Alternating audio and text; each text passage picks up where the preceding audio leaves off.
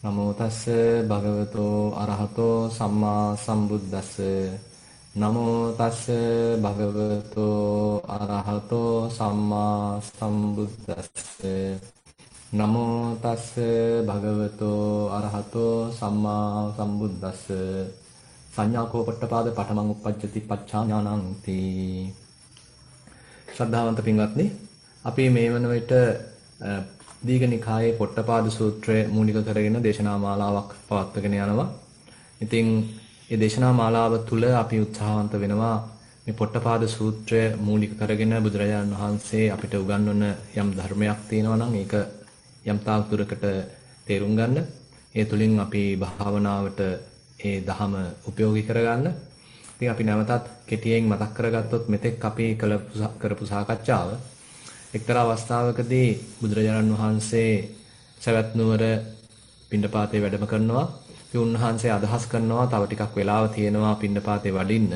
ඒ නිසා මේ පොට්ටපාද ඇතුළු පිරිස ඉන්න එම ස්ථානයට වැඩම කළා යම් සාකච්ඡාවක් කරුවා නම් වටිනවා කියලා උන්වහන්සේ දෙසට වැඩම කරනවා.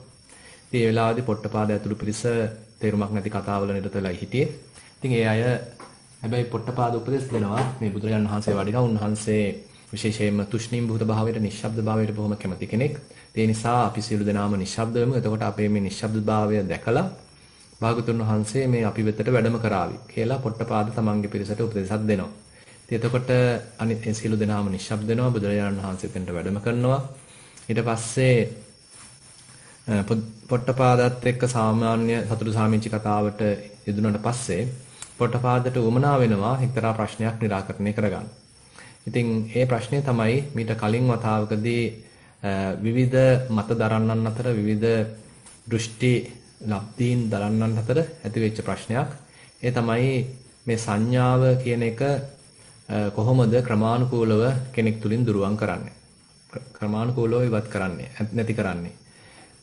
කියන ප්‍රශ්නය තමයි නගලා තියෙන්නේ. ඉතින් මේ ප්‍රශ්නය මේ පිරිස එක එක විදිහට සාකච්ඡා කළා. ඇතම් කෙනෙක් කිව්වා මේ කරන්න පුළුවන් වැඩක් නෙමෙයි. මොකද සංඥාව කියන්නේ මේ ඒක සම්පූර්ණයෙන්ම පහළ වෙන කිසිම හේතුවක් සහිතව නෙමෙයි, හේතු රහිතවයි. ඒ නිසා කිසි පාලනයක් නැහැ. ඒ නිසා ඒ බඳු හේතු රහිතව පහළ වෙච්ච සංඥාව තියෙනකොට කෙනෙක් සංජී වෙනවා. නැති අවස්ථාවේදී එයාට මුකුත් කරගන්න බැරි වෙනවා. තව කෙනෙක් කිව්වා නෑ එහෙම නෙමෙයි මේ සංඥාව ඇවිල්ලා සම්පූර්ණයෙන්ම දෙවියන්ගේ අතේ තියෙන්නේ. ඒගොල්ලෝ තමයි මේ බල සම්පන්න දෙවිවරු. ඒගොල්ලෝ තමයි මේ මිනිස්සෙක්ගේ හිතට සංඥාව දාන්නේ. මේ වෙලාවේදී මේ මිනිස්සයා සංජීව වෙනවා. ඒ දෙවිවරු යම් වෙලාවක ඒක ඉවත් කරා නම් මෙයාට එහෙම හැඟීමක් නැති වෙනවා කියලා. තවත් පිරිසක් කිව්වා නැහැ දෙවිවරු නෙමෙයි මේ ශ්‍රමණ බ්‍රාහ්මණයෝ ඉන්නවා බොහොම බල සම්පන්න. ඒ අය තමයි මේ සංඥාව ඇතුළත් කරන්න කියලා. තවත් කෙනෙක් කිව්වා මේ සංඥාව කියන්නේ කෙනෙක්ගේ ආත්මය. ඒ සංඥාව සහිත ආත්මයේ පවතිනකොට ඒ කෙනා සංජීව වෙනවා. අනිත් වෙලාවෙදී එහෙම එකක් නැහැ කියලා. ඉතින් මේ විදිහට විවිධ මත ඒ අය ඉදිරිපත් කළා. ඉතින් ඒ අවස්ථාවේදී මට බුදුරජාණන් වහන්සේව සිහි වුණා. ඔබ වහන්සේ මේ සම්බන්ධයෙන් නිවැරදි පිළිතුරක් සපයන්න බොහොම තත්වයක සිටින බව මට තේරුම් ගිහිල්ලා තියෙනවා. ඒ නිසා අපි කෙරෙහි කරුණාවෙන් මෙන්න මේ ප්‍රශ්නෙට දැන් පිළිතුරක් අපිට දෙන්න කියලා පොට්ටපාද ඒ අතීත සිදුවීම මතක් කරලා දෙනවා. ඉතින් මේ අවස්ථාවේදී බුදුරජාණන් වහන්සේ පළමු කොටම අර සංඥාව පහළ වීම කිසිම හේතුවක් නැතුවයි සිද්ධ වෙන්නේ කියපු ඒ අහේතුකවාදය සම්පූර්ණයෙන්ම ඉවත් කරනවා. බුදුරජාණන් වහන්සේ කියනවා මේ හේතු සහිතවයි සංඥාවක් පහළ වෙන්නේ. ඒ නිසා අර ඒ ලබ්ධිය සම්පූර්ණයෙන්ම ඉවත් කරනවා. ඊට පස්සේ බුදුරජාණන් වහන්සේ ඉදිරිපත් කරන ප්‍රධානම කාරණාව තමයි සික්ඛා ඒකා සංඥා උප්පජ්ජති සික්ඛා ඒකා සංඥා නිරුජ්ජති කියන කාරණය. මේ ශික්ෂාවක් තුලින් පුහුණුවක් තුලින් කෙනෙකුට පුළුවන් වැදගත් තමන්ට ප්‍රයෝජනයක් තියෙන තමන්ට යහපත සලසන යම් සංඥාවන් උපදවා ගන්න. ඒ වගේමයි තමන්ට අයහපත සලසන සමාන්ත පරිහානිය සලසන යම් සංඥා දුරු කර ගන්නත් මෙන්න මේ බඳු ශික්ෂාවකින් පුළුවන්. එතකොට ඔන්න බුදුරජාණන් වහන්සේ මේ බඳු ශික්ෂාව අපිට ටික ටික කියලා දෙනවා. ඉතින් එතකොට කලින් මම මතක් කරා වගේ මේ අහන ප්‍රශ්නය කියන්නේ ක්‍රමානුකූලව පියවරෙන් පියවර කොහොමද මේ සංඥාවන් දැනගෙනම නිරුද්ධ කරන්නේ, දුරු කරන්නේ කියන මෙන්න මේ ප්‍රශ්නය ඇත්තටම අපිට වෙනත් විදිහට අර්ථකථනය කරන්න පුළුවන් අපේ හිතේ පහළ වෙන විවිධාකාර ප්‍රපංචයන්. ප්‍රපංච සංඥා සංඛාවක්. ඒ කියන්නේ ප්‍රපංච තුලින් ගොඩනැගිච්ච විවිධාකාර සංඥාවන්, ගිනීම්, හඳුනා ගැනීම මේ සියල්ල ක්‍රමානුකූලව දුරු කිරීමක් ගැන තමයි එහෙමනම් මේ සාකච්ඡා වෙන්නේ. උද්දෙක් සංඥාවන් කියන විතරක් ගත්තාම ඒකේ ඒ තරම් අපිට ගැඹුරක් තේරෙන්නේ නැහැ. වටිනාකමක් තේරෙන්නේ නැහැ. නමුත් මේ සංඥාවන් මූලික වෙලා තමයි මිනිසෙගේ හිතේ, දෙවි කෙනෙක්ගේ හිතේ විවිධාකාර ප්‍රපංචයන් ගොඩනගන්නේ. තේරුමක් නැති කතාවන්, තේරුමක් නැති හිතලුවන්, කල්පනාවන් කෙනෙක්ගේ හිතේ ගොඩනගන්නේ මේ සංඥා මූලික කරගෙන. සංඥා නිදානාහි ප්‍රපංච සංඛා කියලා බුදුරජාණන් වහන්සේ කලහ විවාද සූත්‍රයේ දේශනා කරනවා. ඉතින් එතකොට යම්ස කෙනෙක්ට පුළුවන්කමක් ලැබුණොත් ක්‍රමානුකූලව මේ සංඥා ටික ටික නිරුද්ධ කළා මේ අත්හැරලා දාන්න. ඒ කියන්නේ අපේ හිතේ ප්‍රපංචත් ක්‍රමානුකූලව දුර වෙලා යනවා. ඉතින් ඒ අනුව අපිට තේරෙනවා මේ කතා කරන මාතෘකාව සෑහෙන භාවනාවට අදාළයි, විපස්සනාවට අදාළයි. ඉතින් එතකොට බුදුරජාණන් වහන්සේ දෙන පිළිතුරත් සමහරවිට අපිට හිතෙන්න පුළුවන් භාවනාවට විතරක් අදාළ කළා මේ පිළිතුර දෙවි කියලා. නමුත් බුදුරජාණන් වහන්සේ ඊට වඩා පුළුල්ව තමයි මේ ප්‍රශ්නය දකින්නේ. මේ සංඥා ක්‍රමානුකූලව පියවරෙන් පියවර දැන දුරු කරන ප්‍රතිපදාව, ප්‍රපංච සමනය කරන ප්‍රතිපදාව මේ සමස්තයක් වශයෙන් ගත්තාම සීල සමාධි ප්‍රඥා කියන මේ ශික්ෂා තුන ඔස්සේම පැවැත්විය යුතු බව බුදුරජාණන් වහන්සේ මේ පොට්ටපාද සූත්‍රයේදී දේශනා කරලා තියෙනවා. ඒ නිසා විසඳුම පටන් ගන්නෙ ශික්ෂාවෙන්. විසඳුම පටන් ගන්නෙ සීල ශික්ෂාවෙන්. ඒතර සීලය තමයි මුලින්ම ඉදිරිපත් කරන්නේ. ඉතින් මේ පොට්ටපාද ඇතුළු පිරිස විශේෂයෙන්ම නෙක්ඛම්මයක් කරව පිරිසක් නිසා ඒ අයට භික්ෂුන් වහන්සේලා රකින්න උපසම්පදා සීලය මට්ටමෙන්ම කියලා දෙනවා. ඒ නිසා පුළුල් විස්තරයක් සීලය හා සම්බන්ධයෙන් පුළුල් විස්තරයක් සූත්‍රයේ මුල් කොටසදී අන්තර්ගත වෙනවා. ඉතින් අපි ඒවා සාකච්ඡා කළා. ඊට පස්සේ බුදුරජාණන් වහන්සේ ඉන්ද්‍රිය සංවරය ගැනත් දේශනා කරනවා. ඊට පස්සේ සති සම්පජඤ්ඤයෙන් යුක්ත වීම ගැනත් දේශනා කරනවා. මොකද කෙනෙක් සිල්වත් වෙලා ඊළඟට ඉන්ද්‍රිය සංවරය පවත්වමින් පුළුවන් තරම් තමන්ගේ ඉඳුරන් හරහා නැවතත් කෙලෙස් ඇති නොවන ආකාරයට වග බලා ගනිද්දී දැන් එයාට පුළුවන් පහසුවෙන්ම සතිය උපදවා ගන්න. මේ කරන වැඩේට සිහිය එළඹ වාසය කරන්න එයා උත්සාහවන්ත වෙනවා. නිකාං හිතට ඉබාගාතේ යන්න නොදී පුළුවන් තරම් එළඹ සිට සිහියෙන් කටයුතු කරන්න ඒ යෝගාවචරය ඒ තැනත්තා උත්සාහවන්ත වෙනවා. ඒ වගේමයි සතියෙන් පමණක් නොනවති මේ සතිමත් වෙච්ච අරමුණ දිහා සූක්ෂමව දකින්න, විවිධ දෘෂ්ටි කෝණ වලින් බලන්න, ගැඹුරට දකින්න, විනිවිද බලන්න උත්සාහවන්ත වෙනවා. සම්පජඤ්ඤයෙන් යුක්ත වෙනවා. ඉතින් එතකොට මෙන්න මේ සතියත් සම්පජඤ්ඤයත් අත්වල බැඳගෙන දැන් එයා සෑහෙන ආධ්‍යාත්මික ජීවිතයකට අවතීර්ණ වෙනවා. සන්තුට්ඨිය සමන්නාගතෝ කියලා දැන් මේ සියලු කටයුතු සිද්ධ වෙද්දී හිතේ තියෙන බොහොම සැහැල්ලුවක්. හිතේ තියෙන සතුටක්.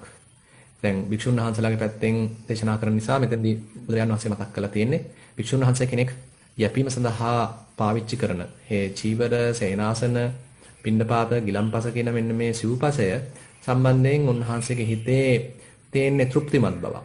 සමහරවිට කටුක ආහාරයක් ලැබෙන්න පුළුවන් ඒත් හිතේ කැළඹීමක් නැහැ. සමහරවිට ප්‍රණීත ආහාරයක් ලැබෙන්න පුළුවන් ඒත් හිතේ උද්දාමයක් නැහැ. එක්තරා අන්දමක මධ්‍යස්ථ බවක්, තෘප්තිමත් බවක්, සතුටක්, සැහැල්ලුවක් තමයි හිතේ පවත්තන්නේ. ඉතින් මේක ඇත්තටම ගිහි ජීවිතයටත් අදාළයි. මොකද අපි ගිහි ජීවිතයේදීත් විවිධාකාර දේවල් ඔස්සේම දුවන්න පටන් ගත්තොත්, විවිධාකාර සුඛෝපභෝගී දේවල් ඔස්සේම අපි දුවන්න පටන් ගත්තොත්, ලද දෙයින් සතුටු වෙන්නේ නැත්නම් අපේ තරම තේරුම් අරගෙන නෙමෙයි නම් අපි කටයුතු කරන්නේ. ඉතින් එතකොට ලොකු මේ කරදරයකට මුහුණ පාන්න සිද්ධ වෙනවා. අපි දන්නේ නැත්නම් අපේ ආදායමට සරිලන්නේ නැතුව නම් අපි වේදම් කරන්නේ. ඉතින් අනිවාර්යයෙන්ම ණය වෙන්න තමයි සිද්ධ වෙන්නේ. ඒ නිසා යම්ස කෙනෙක්ට පුළුවන් නම් මෙන්න මේ ලද දෙයින් සතුටු වීමේ ගුණය දියුණු කරගෙන ඒ තමන්ගේ හිතේ සැහැල්ලුවක්, සතුටක්, ප්‍රීතියක් පවත්වන්න. ඉතින් ඒක ආධ්‍යාත්මික ජීවිතයට ලොකු අත්ලක් සපයනවා. මොකද මේ තෘප්තිමත් බව, ලද දෙයින් සතුටු වීම ඒ හිතේ තව එහාට ගුණයක් දියුණු කරන්න අවශ්‍ය පදනම සකස් කරලා දෙනවා. ඊට පස්සේ බුදුරජාණන් වහන්සේ දැන් සමාධි ශික්ෂාවට පිවිසෙනවා. ඒ තමයි පංච නීවරණයන් යටපත් කිරීම සම්බන්ධයෙන්. ඉතින් අපි එදා මතක් කරගත්තා ඒ නීවරණයට ප්‍රතිපක්ෂ ධර්මයන් හිතේ දියුණු කරනවා. උදාහරණයක් වශයෙන් විතර්කය හොඳට පැවැත්වුවාම අපි තෝරගත්ත කුසල ආරම්මණයකට නැවත නැවත විතර්කය කරන්න. ඉතින් එතකොට හිතේ තීච්ච අර මුළු ගැන්වෙච්ච ගතිය, ඔතෑණි ගතිය, කම්මැලි ගතිය අයින් වෙනවා. තීන මිද්දේ දුරවන් වෙනවා. ඊට පස්සේ ඒ සතිමත් වෙච්ච අරමුණ හොඳට තීක්ෂණව විමසන්න දැන් සැක නැතිව ඒ අරමුණ ගැන අවබෝධයක් එන්න පටන් ගන්නවා. එතකොට හිතේ තියෙන විචිකිච්ඡාව දුරු වෙන්න ගන්නවා. ඊළඟට දැන් මේ කටයුත්ත සාර්ථකව සිද්ධ වෙනකොට හිතේ සැහැල්ලුවක්, ප්‍රමෝදයක්, සතුටක් පහළ වෙන්න පුළුවන්. ඉතින් එතකොට ඒ පහළ වෙන ප්‍රීතිය, සතුට, සොම්නස ඇත්තටම හිතේ ව්‍යාපාදයකට තියෙන ඉඩ අහුරවනවා, ව්‍යාපාදය දුරු කරනවා. ඊට පස්සේ කායික වශයෙන්, මානසික වශයෙන් සහනයක්, සොයක්, සැපයක් තියෙනවා නම් හිතට ඉතින් පරණ දේවල් අල්ලගෙන පසුතැවෙන්න උවමනාවක් නැහැ. අතන මෙතන විසිරෙන්න උවමනාවකුත් නැහැ. මොකද ඇතුළතම සැප තියෙනවා. ඇතුළතම තෘප්තිමත් නම්, ඇතුළතම සැපත් නම් ඉතින් හිත ඇතුළෙම රැඳෙනවා. හිතට යන්න, එළිය දුවන්න උවමනාවක් නැහැ. ඉතින් එතකොට මේ සුඛ කියන, සැපය කියන එක කායික වශයෙන්, මානසික වශයෙන් යෝගාවචරයක් අත්දකින්න සුවය අර උද්දච්ච කුක්කුච්ච කියන නීවරණයට ප්‍රතිපක්ෂ වෙනවා. ඊට පස්සේ අපේ හිත සාමාන්‍යයෙන් එක අරමුණක ඉන්නේ නැතුව තවත් අරමුණකට පැන යන්නේ හිතේ තියෙන කාමච්ඡන්දය නිසා. දැන් අපි තෝරගත්ත අරමුණේම හිත නැවත නැවත ඒකාග්‍ර කරන්න. හොඳට ඒ තුලම ශක්තිමත්ව පවතින්න හිතේ ඒකාග්‍රතාවයක් දිනු වෙනවා. අන්න ඒ ඒකාග්‍රතාවය කාමච්ඡන්දය කියන නීවරණයට ප්‍රතිපක්ෂ වෙනවා. ඉතින් එතකොට මේ අන්දමින් අපි හිත ඇතුලේ දිනු කරන සමාධි අංග පහක් නිසා ඒ නීවරණ පහ දුර වෙලා යනවා, తాවකාලිකව යටපත් වෙලා යනවා. ඊට පස්සේ බුදුරජාන් වහන්සේ ඒ බඳු ප්‍රතිපදාවක ඒ පියවරෙන් පියවර ඒ සිද්ධ වෙන විපරිණාමය, පියවරෙන් පියවර ඒ සංඥාවන්ගේ සිද්ධ වෙන ඒ විපරිණාමය පෙන්눔 කරනවා. නීවරණ යටපත් වීම තුලින් හිතේ ප්‍රමෝදයක් පහළ වෙනවා. ප්‍රමෝදය හරහා ප්‍රීතියක් පහළ වෙනවා. ප්‍රීතිය හරහා කාය සැහැල්ලු වෙනවා, මනස සැහැල්ලු වෙනවා. ඒ හරහා සැපයක් භුක්ති විඳිනවා. ඒ සැපයක් භුක්ති විඳින සිත, කය සමාධිමත් වෙනවා. දැන් ඊට පස්සේ බුදුරජාන් වහන්සේ මේක තව ගැඹුරට අරගෙන යනවා. දැන් සමාධිමත් වෙච්ච හිත කියන්නේ එතකොට නීවරණ පහ යටපත් වෙච්ච හිතක්. ඒ කියන්නේ තවත් ගැඹුරට ගත්තොත් ප්‍රථම ධානය මට්ටමකටපත් වෙච්ච හිත කියන්නේ සූක්ෂම වූ ඒ නීවරණයන් යටපත් වීමෙන් හටගත්තා වූ සතුටක් භුක්ති විඳින හිතක්.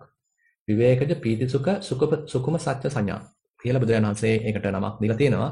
ඒ කියන්නේ නීවරණයන් යටපත් වීම නිසා විවේකයක් හිතේ යට අරගෙන ඒ තුල ප්‍රමෝදවත්ව සතුටින් සැහැල්ලුවෙන් පවතින හිතක් තමයි ප්‍රථම ධානයේ තියෙන්නේ. ඉතින් එතකොට ඒ බඳු සංඥාවක් තමයි දැන් මේ හිත ඇතුළු කරන්නේ. අර කලින් තිබිච්ච කාමච්ඡන්දය හා සම්බන්ධ සංඥාවන් ඔක්කොම ඉවත් වෙලා තියෙනවා. ව්‍යාපාදය හා සම්බන්ධ සංඥාවන් ඔක්කොම ඉවත් වෙලා තියෙනවා. තීන මිද්‍ය හා සම්බන්ධ සංඥාවන් ඔක්කොම ඉවත් වෙලා තියෙනවා. ඊළඟට උද්දච්ච කුක්කුච්චය හා සම්බන්ධ සංඥාවන් ඔක්කොම ඉවත් වෙලා තියෙනවා. සැකය හා සම්බන්ධ සංඥාවන් ඔක්කොම ඉවත් වෙලා තියෙනවා. ඒතකොට අපිට තේරෙනවා මේ ක්‍රමානුකූලව වඩන සමාධි ශික්ෂාව තුළදී දැන් බුදුරජාණන් වහන්සේ මේ රළු ඕලාරික ඒ සංඥාවන් ඉවත් කළා හිතට වැඩදායක සැහැල්ලුවක් සලසන හිතේ නිරෝගී බව වර්ධනය කරන අනිබඳු සංඥා මට්ටමක් දැන් මතු කරලා දීලා තියෙනවා. ඉතින් මේක දිගට බුදුරජාණන් වහන්සේ විස්තර කරනවා ဒုတိ ය ධානය, තෘතිය ධානය, චතුර්ථ ධානය කියන ඒ රූපාවචර ධාන හතරම විස්තර කළා. ඊට පස්සේ එතනින් නොනවති අරූප ධාන වලටත් මේ හිත ගන්න ආකාරය විස්තර වෙනවා. ඒ කියන්නේ රූප ධාන වලදී නම් යම්සි රූපී ආරම්මණයක් තමයි ඉස්සරහින් තියාගෙන තියෙන්නේ. ඒ වගේමයි යම්සි අරමුණක හිර වෙච්ච ගතියක් හිතේ තියෙනවා. ඒ නිසා යම්සි පටිඝ ස්වභාවයක් තියෙනවා. ඒ වගේමයි විවිධ අරමුණු අසුරු කරන ස්වභාවයකුත් තියෙනවා. නමුත් මේ අරූප ධානයකදී එහෙම එක අරමුණක හිර වෙච්ච ගතියක් නැහැ. හාත්පස හිත විවෘත වෙච්ච ගතියක්. චේතෝ විමුක්ති මට්ටමක් තමයි අරූප ධානවලදී විශේෂයෙන්ම මතක් කරන්නේ. ඒ වගේමයි රූප සංඥා මට්ටම ඉවත් වෙලා සම්පූර්ණයෙන් මේ රූපී තත්වයෙන් අරූපී තත්වයකට මාරු වීමක් සිද්ධ වෙනවා. එතකොට සම්පූර්ණ සංඥාමය වශයෙන් ගත්තොත් වෙනස්කමක් අරූප ධාන වලට පිවිසෙනකොට යෝගාවචරයක් අත්දකින්න. එතකොට මේ කරන්නේ පුහුණුවක්. සමාධි ශික්ෂාව තුළ ලබන පුහුණුවක් තමයි මේ සිද්ධ වෙන්නේ. ඉතින් එතකොට මේ ශික්ෂාව තුළින් එහෙමනම් ඒ කලින් තිබිච්ච සංඥාව ඉවත් වෙලා ඊට වඩා සූක්ෂම සංඥාවක් දැන් හිතේ මතුවෙනවා. අර බුදුරජාණන් වහන්සේ කියපු ඒ කාරණාව සික්ඛා ඒකා සංඥා උප්පජ්ජති සික්ඛා ඒකා සංඥා නිරුද්ධති. මේ කරගෙන යන පුහුණුව හරහා එක්තරා අන්දමක සූක්ෂම සංඥාවක් මතුවෙනවා උපදිනවා. කලින් තිබිච්ච ගොරෝසු සංඥාව ඉවත් වෙලා යනවා. ඉතින් මේ ප්‍රතිපදාව තමයි දිගට බුදුරජාණන් වහන්සේ විස්තර කරන්නේ. ඊට පස්සේ යම්කිසි කොනකට පැමිණියට පස්සේ එතන බුදුරජාණන් වහන්සේ හඳුන්වනවා දැනට මේකේ තේරුම් මතක් කරන්නේ ආකින්චඤ්ඤායතන මට්ටම විදිහට. ඒ ආකින්චඤ්ඤායතන මට්ටම සංඥග්ගයක්. සංඥාවේ එක්තරා අන්දමක මුදුනක් කියලා පැමිණි තැනක්, සූක්ෂම තැනක් වශයෙන් තේරුම් අරගෙන දැන් අර යෝගාවචරය එක්තරා අන්දමක විප්ලවීය අදහසක් හිතට ගන්නවා. දැන් මෙතෙක් කාලයක් කරගෙන ගියේ ඒ සූක්ෂම සංඥාවකට තියෙන කැමැත්ත නිසා ඒ සූක්ෂම සංඥාව උපදවා ගැනීම සඳහා යම් යම් සංස්කාර යම් යම් උත්සාහ යම් යම් වීරය පැවැත්තුවා. ඒ වගේමයි අර දැනට තියෙන ගොරහැඩි සංඥා ඉවත් කිරීම සඳහා යම්කිසි වීරයක් ප්‍රතිපදාවක් අනුගමනය කළා. දැන් මෙයා එක්තරා අන්දමකට මේ தත්ත්වය තේරුම් අරගෙන එයාම කල්පනා කරලා බලනවා දැන් මම මේ දරන උත්සාහය හරහා තියෙන ගොරෝසු සංඥා ඉවත් වෙනවා ඒ වෙනුවට සූක්ෂම සංඥාවක් ස්ථාපිත වෙනවා. මට හොඳයි මේ අලුතෙන් සංඥාවක් ස්ථාපිත කරගන්න නැතුව ඉන්න එක. අලුතෙන් සංඥාවක් උපදවා ගන්න නැතුව ඉන්න එක. ඒ වගේමයි ගොරහැඩි සංඥා ඉවත් කළා දාන එක. මම ඒ නිසා කිසිම දෙයක් අලුතෙන් දැන් සංස්කරණය කරන්න යන්නේ නැහැ. අලුත් සංඥාවක් හිතේ උපදවා ගන්න මම මහන්සි වෙන්නේ නැහැ. දැනට තියෙන සංඥාවත් මම හිමීට අත්හැරලා දානවා. කියලා එයා එක්තරා අන්දමක ඒ විපස්සනාව මූලික කරගත්ත යම්සේ අදිෂ්ඨානයක් හිතේ ඇති කරගන්නවා. චේතේ මානස්ස මේ පාපියෝ අචේතේ මානස්ස මේ සෙය්‍යෝ. මේ චේතනා පහල කරනවා කියන එක මේ බාල ක්‍රියාවක්. චේතනා පහල නොකර ගන්නවා කියන එක ඊට වඩා උතුම් ශ්‍රේෂ්ඨ ක්‍රියාවක්. ඒ නිසා නච චේතේති නච අபிසංකරෝති. යා චේතනා පහල කරන එක නවත්තනවා. සංස්කරණ කරන එකත් නවත්තනවා. දැන් එතකොට මොකද වෙන්නේ? පාචේව සංඥා නිරුද්ධಂತಿ අඤ්ඤාචෝලාදිකා සංඥා න උප්පජ්ජಂತಿ. අර දැන් තිබිච්ච සංඥාව ක්‍රමානුකූලව දුරවන් වෙලා යනවා, ඡය වෙලා යනවා, වැය වෙලා යනවා. අලුතෙන් සංඥාවක් උපදින්නේ නැතුව යනවා. එතකොට මොකද වෙන්නේ? නිරෝධම් පුසති. නිරෝධය සාක්ෂාත් කරනවා නැත්නම් නිරෝධයක් ස්පර්ශ කරනවා කියලා බුදුරජාණන් වහන්සේ දේශනා කරනවා. එතකොට ඒ ක්‍රමානුකූලව සංඥා ඡේකර හැරීමේ ප්‍රතිපදාවේ එක්තරාන්දමක මස්තක ප්‍රාප්තියකට එක්තරාන්දක මුදුන්පත් වීමකට තමයි දැන් මේ පැමිණෙන්නේ නිරෝධයක් ස්පර්ශ කිරීම තුලින්. ඉතින් මේ ප්‍රතිපදාව ඉදිරිපත් කරාට පස්සේ දැන් පොට්ටපාද ඊටාම වටිනා ප්‍රශ්නයක් අහනවා. ඒ තමයි මේ බඳු සංඥග්ගයක් ඔබ වහන්සේ එකම සංඥග්ගයක්ද පනවන්නේ නැත්නම් විවිධ සංඥග්ග පනවනවද කියලා ප්‍රශ්නය නගනවා. එතකොට බුදුරජාණන් වහන්සේ කියනවා මම විවිධ සංඥග්ගත් පනවනවා එකම සංඥග්ගයකුත් පනවනවා කියලා. ඒ කියන්නේ යම් හෝ තැනක ඉඳලා ඒ යෝගාවචරය අර විප්ලවීය අදහස හිතට ගත්තා නම් ඒ කියන්නේ අලුතෙන් සංඥා පහළ නොකර දැන් තියෙන සංඥාව ක්‍රමානුකූලව ඡය කර හරිනවා කියන ඒ විපස්සනාව මූලික කරගත්ත තීරණය ගත්තා නම් අන්න ඒ ස්ථානය සංඥග්ගයක් වශයෙන් සංඥාවේ මුදුනක් වශයෙන් බුදුරජාණන් වහන්සේ සලකනවා කියලා කියනවා. යම් ඉබඳු තැනකටපත් වෙලා එතන ඉඳන් ඒ තීරණය ගත්තා ඒ හරහා යා නිරෝධයක් ස්පර්ශ කරනවා. එතකොට ඒක ඒ තීරණය සමත පැත්තෙන් කතා කරනවා නම් ප්‍රථම ධ්‍යාන මට්ටමේදීත් යෝගාචරයට ගන්න පුළුවන්. ဒုတိ ය ධ්‍යාන මට්ටමේදීත් ගන්න පුළුවන්. තෘතීය ධ්‍යාන මට්ටමේදීත් ගන්න පුළුවන්. මේ විදිහට මේ පොට්ටපාද සූත්‍රයේ විස්තර වෙන මේ ස්ථාන හතේදීම ගන්න පුළුවන්. ඒ වගේම විපස්සනා මූලික කරගෙනම සම්පූර්ණ විපස්සනා මූලික කරගෙන යෝගාචරයට යන ගමනකදීත් ඒ තීරණය ගන්න පුළුවන්. එතකොට විවිධ මාර්ග තියෙනවා. ඒ බඳු සංඥාග්ගයක් වශයෙන් සලකන්න පුළුවන්. ඒ වගේම නිරෝධය ස්පර්ශ කරන්න පුළුවන්. මේ බඳු සාකච්ඡාවක් තමයි අපි මේ වෙනකොට කරලා අවසන් උනේ. ඊට පස්සේ මේ සාකච්ඡාව මේ අන්දමින් අවසන් වුණාට පස්සේ බුදුරජාණන් වහන්සේගෙන් ප්‍රශ්නයක් නගනවා පොට්ටපාද. එයා අහනවා සංඥානුකෝ භන්තේ පඨමං උප්පජ්ජති පච්චා ඥානං. සංඥාවද ස්වාමීන් වහන්සේ ඉස්සෙල්ලා පහළම වෙන්නේ එහෙම නැත්නම් ප්‍රඥාවද? නුවණද ඉස්සෙල්ලා පහළ වෙන්නේ. එතකොට බුදුරජාණන් වහන්සේ උත්තරයක් දෙනවා සංඥාකෝ පොට්ටපාද පඨමං උප්පජ්ජති පච්චා ඥානං. සංඥාව තමයි පොට්ටපාද ඉස්සෙල්ලා පහළ වෙන්නේ. පස්සේ තමයි ඒ සම්බන්ධ ප්‍රඥාවක් නුවණක් පහළ වෙන්නේ කියලා. ඉතින් අට කතාව මේක තෝරනවා මේ කතා කරන්නේ ඇතැම් විට අරහත් ඵල ඥානය සම්බන්ධයෙන් වෙන්නේ නැති කියලා.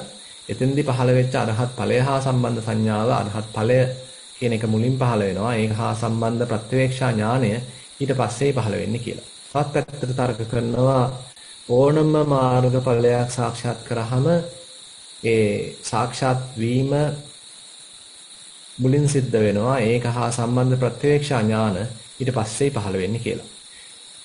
ඊට පස්සේ නැවතත් දැන් පොට්ටපාද එයාගේ පරණ සුපුරුදු පැත්තටම දැන් මේ කතාව මෙහෙවනවා. මේ සාකච්ඡාව මෙහෙවනවා. මොකද එයා ඇවිල්ලා සම්පූර්ණයෙන්ම මේ ආත්ම දෘෂ්ටියක් මත පදනම් වෙච්ච ශාස්ත්‍රවාදයක් මත පදනම් වෙච්ච ලබ්ධියක් දෘෂ්ටියක් අදහන තැනැත්තෙක්. පරිබ්‍රාජකෙක් වුවහම මේ තැනින් තැන යමින් ඒ බඳු දෘෂ්ටියක් තමයි යාගේ දැක්ම වෙලා තියෙන්නේ. එයාට මේ බුදුරජාන් වහන්සේ මේ කාරණාව විස්තර කරා කියලා අනාත්ම දර්ශනයක් ගැන අවබෝධයක් නැහැ. ඒ නිසා නැවතත් මේ සාකච්ඡාව එයා අදිනවා මේ සම්පූර්ණයෙන් ආත්මවාදයක් ඔස්සේ. මේක අපිට පැහැදිලි වෙනවා දැන් මේ පොට්ටපාද අහන ප්‍රශ්න වලින්. එයා ඊට පස්සේ අහනවා සංඥානුකෝ භන්තේ පුරිසස්ස අත්තා. ස්වාමීන් වහන්සේ මේ සංඥාව කියන එක මිනිස්සෙගේ ආත්මයද කියන ප්‍රශ්නේ නගනවා. ඊට පස්සේ එහෙම නැත්නම් මේ සංඥාව එකක් ආත්මය තව එකක්ද කියන ප්‍රශ්නේ නගනවා. ඊට පස්සේ බුදුරජාණන් වහන්සේ අනිත් පැත්තට ප්‍රශ්නයක් අහනවා මොකද්ද ඔබ මේ ආත්මය කියලා සලකන්නේ කියන ප්‍රශ්නේ අහනවා. දැන් ඒකට ඇත්තටම අවස්ථා තුනකදී පොට්ටපාද උත්තර තුනක් දෙනවා. පළවෙනි අවස්ථාවේදී ආ කියනවා මම මේ ආත්මය වශයෙන් සලකන්නේ මේ ශරීරයයි කියලා. ඒ කියන්නේ මේ ආහාර වලින් යැපෙන බොහොම ගොරහැඩි මේ හතර මහා ධාතුවකින් සකස් වෙලා තියෙන මේ කෑලි කෑලි කඩලා ආහාර අනුභව කරලා පවත්වන මෙන්න මේ බඳු මේ ඕලාරික රාළු ගොරහැඩි ශරීරය තමයි මම ආත්මය වශයෙන් සලකන්නේ කියලා. එතකොට ප්‍රශ්නේ මුලින් උනේ ආත්මය සංඥාවද නැත්නම් සංඥාව ආත්මයද නැත්නම් මේ දෙකක්ද කියන ප්‍රශ්නේ. ඒකට බුදුහාමුදුරුවෝ අහන ප්‍රශ්නය තමයි මොකද්ද ඔබතුමා ආත්මය වශයෙන් සලකන්නේ කියලා. ඒත් මුල් අවස්ථාවේ පොට්ටපාද උත්තර දෙනවා මම ආත්මය වශයෙන් සලකන්නේ මෙන්න මේ ආහාර වලින් යැපෙන කයයි කියලා. ඉතින් එතකොට බුදුරජාණන් වහන්සේ පිළිතුරක් දෙනවා ඔබතුමා ආත්මය වශයෙන් සලකන්නේ මේ කය නම් සංඥාව කියන්නේ වෙන එකක්, කය කියන්නේ තව එකක් කියලා.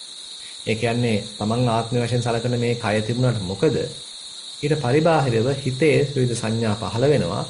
ඒ නිසා ඔබතුමා සලකන ඔය ආත්මය එකක්, ඒ පහළ වෙන සංඥාවන් වෙන එකක් කියලා පිළිතුර දෙනවා. ඊට පස්සේ දැන් නැවතත් මේ පොට්ටපාද තමන්ගේ ප්‍රශ්නේ වර්ණගනවා. එයා අහනවා ස්වාමීනි මම ආත්මය කියලා සලකන්නේ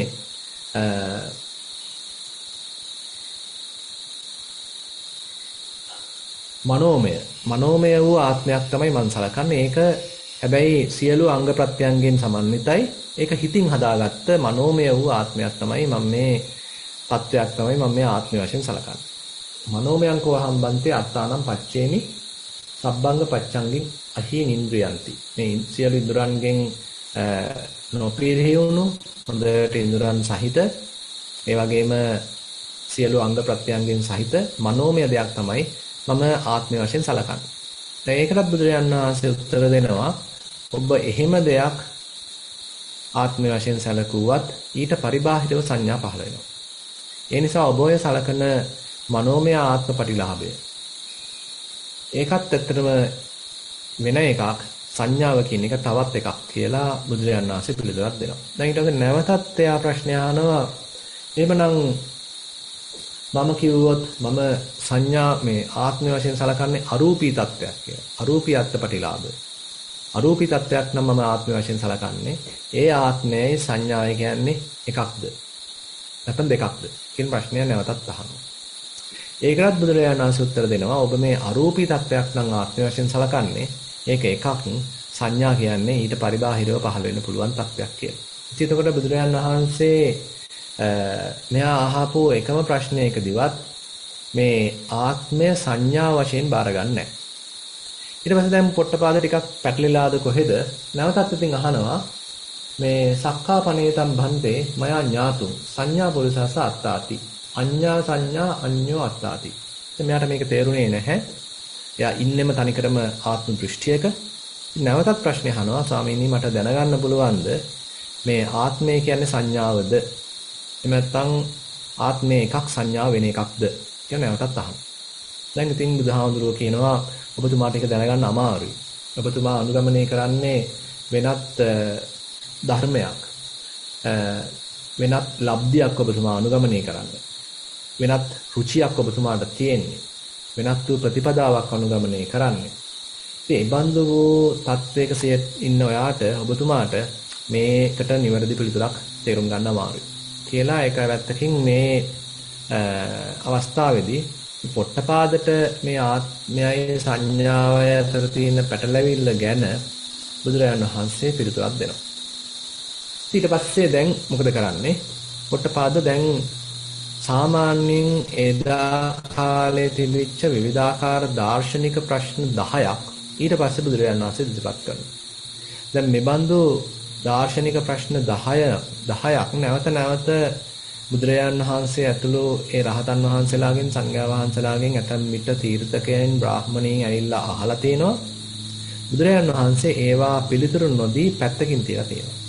තපනීය ප්‍රශ්න වශයෙන් එහෙම නැත්නම් අභ්‍යාගත ප්‍රශ්න වශයෙන් ඒවට නමක් දීලා තියෙනවා. මොකද මේවා උත්තර දෙන්න යන්නේ නැහැ. ඕක කියන්නත් බැරි නෑ කියන්නත් බැරි ප්‍රශ්න තමයි මේ 10. ඒක අපිට පොඩ්ඩක් ඕනනම් ඒ ගැන කෙටියෙන් අවධානයක් යොමු කළොත් පොට්ටපාද අහනවා සස්සත ලෝකෝ ඉදමෙව සත්‍යම් මෝග මඤ්ඤාති. ස්වාමීනි මේ ලෝකය දිගට පවතින දෙයක්ද?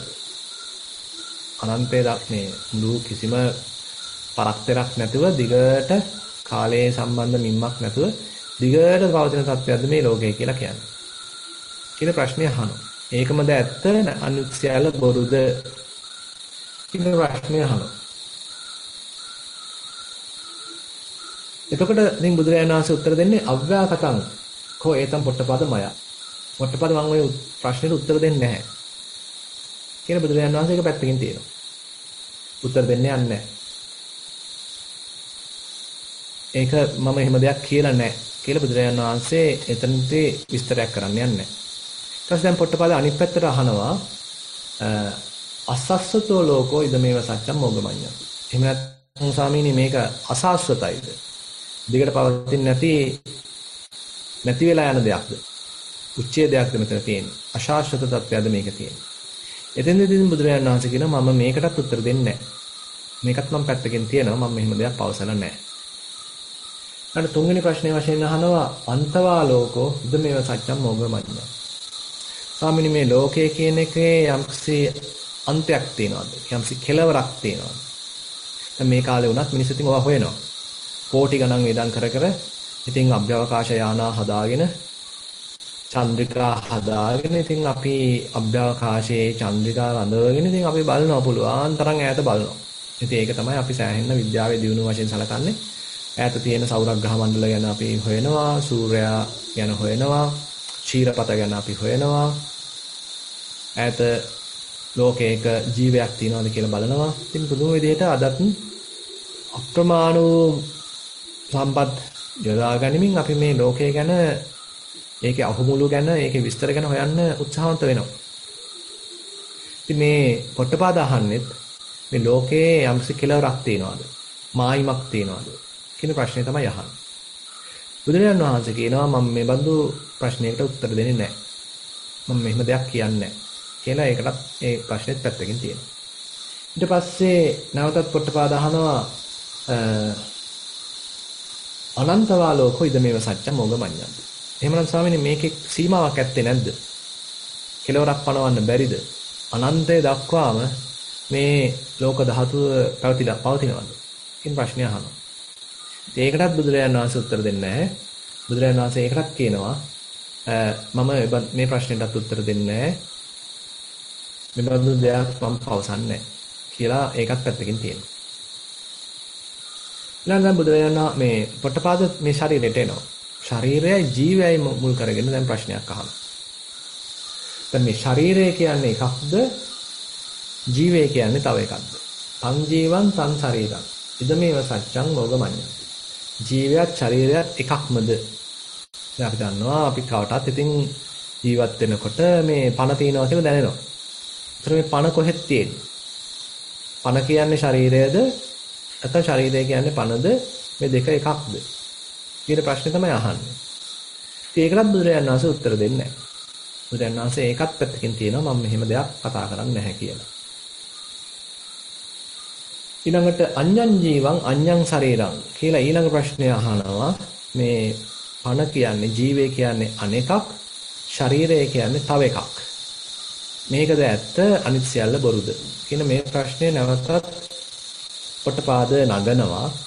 ඒකෙදිත් බුදුරජාණන් වහන්සේ මෙහෙම මං උත්තර දෙන්නේ නැහැ. මේකත් මං පැත්තකින් තියනවා. මං මේ වගේ දේවල් කතා කරන්නේ නැහැ කියලා ඒකත් පැත්තකින් තියෙනවා.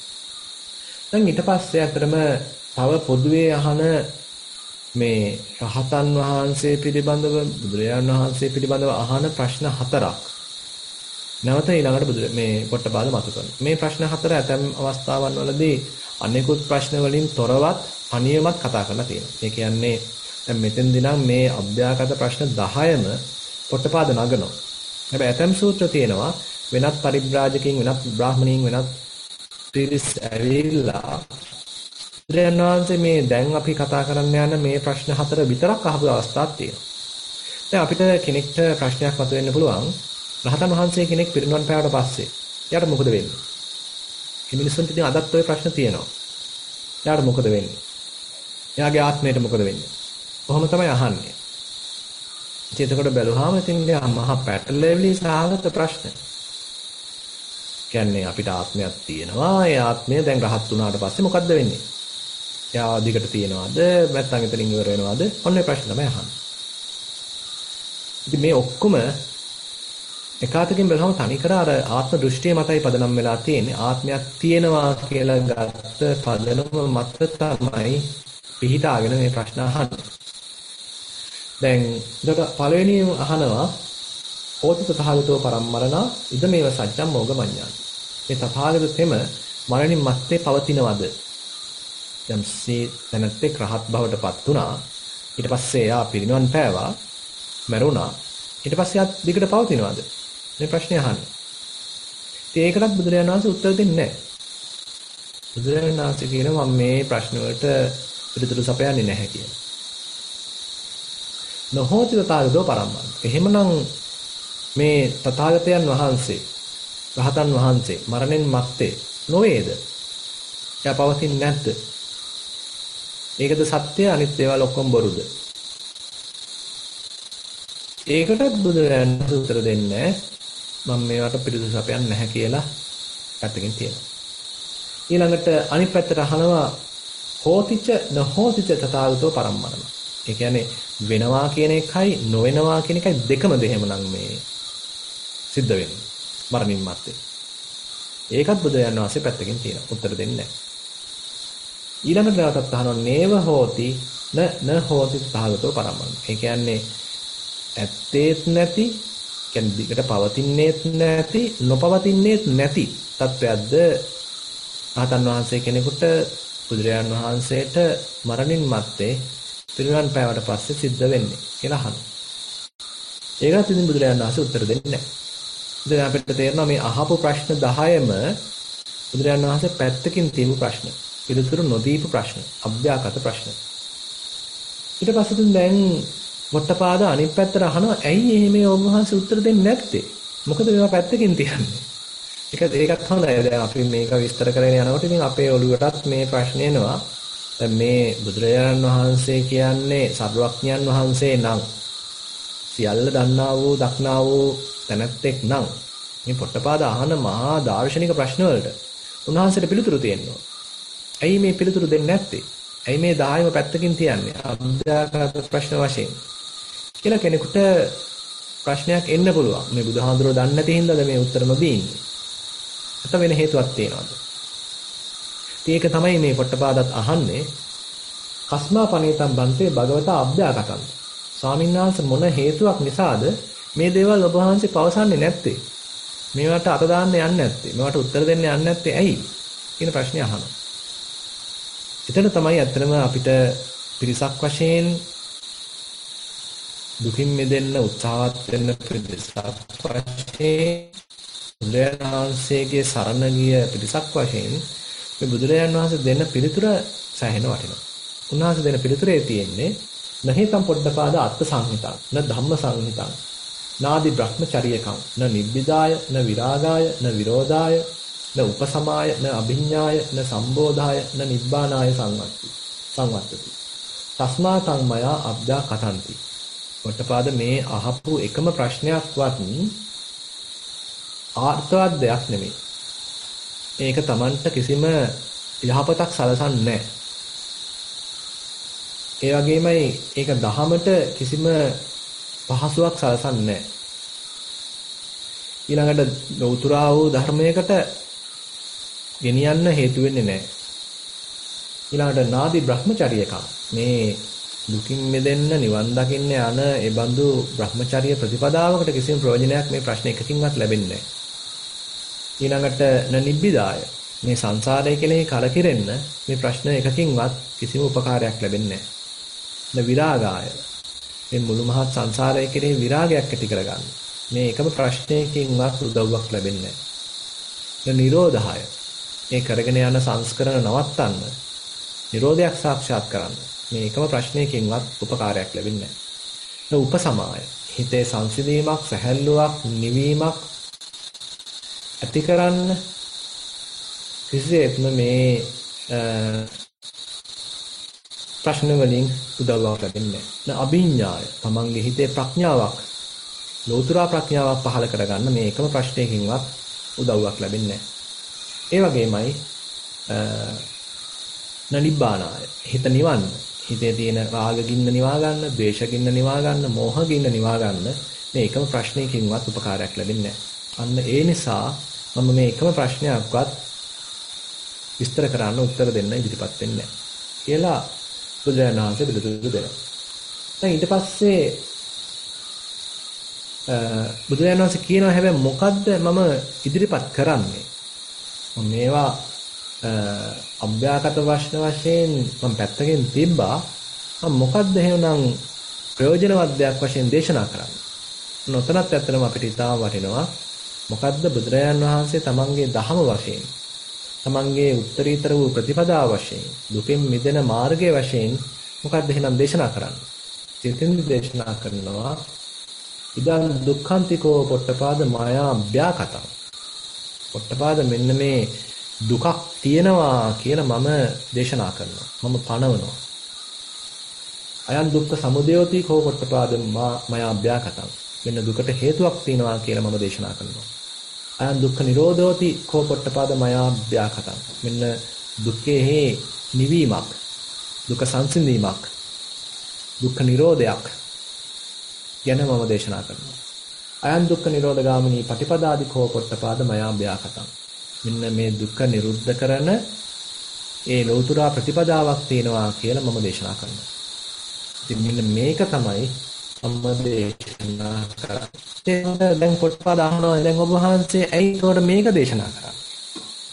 අර දේවල් එකක්වත් දේශනා කරන්නේ නැහැ. ඒකට මේ හතර මේ චතුරාර්ය සත්‍ය ඒ ඔබ වහන්සේ දේශනා කරන්නේ. මේ පොට්ටපාද අහනවා. ඒතං හි පොට්ටපාද අර්ථ සංහිතං. ඒතං ධම්ම සංහිතං.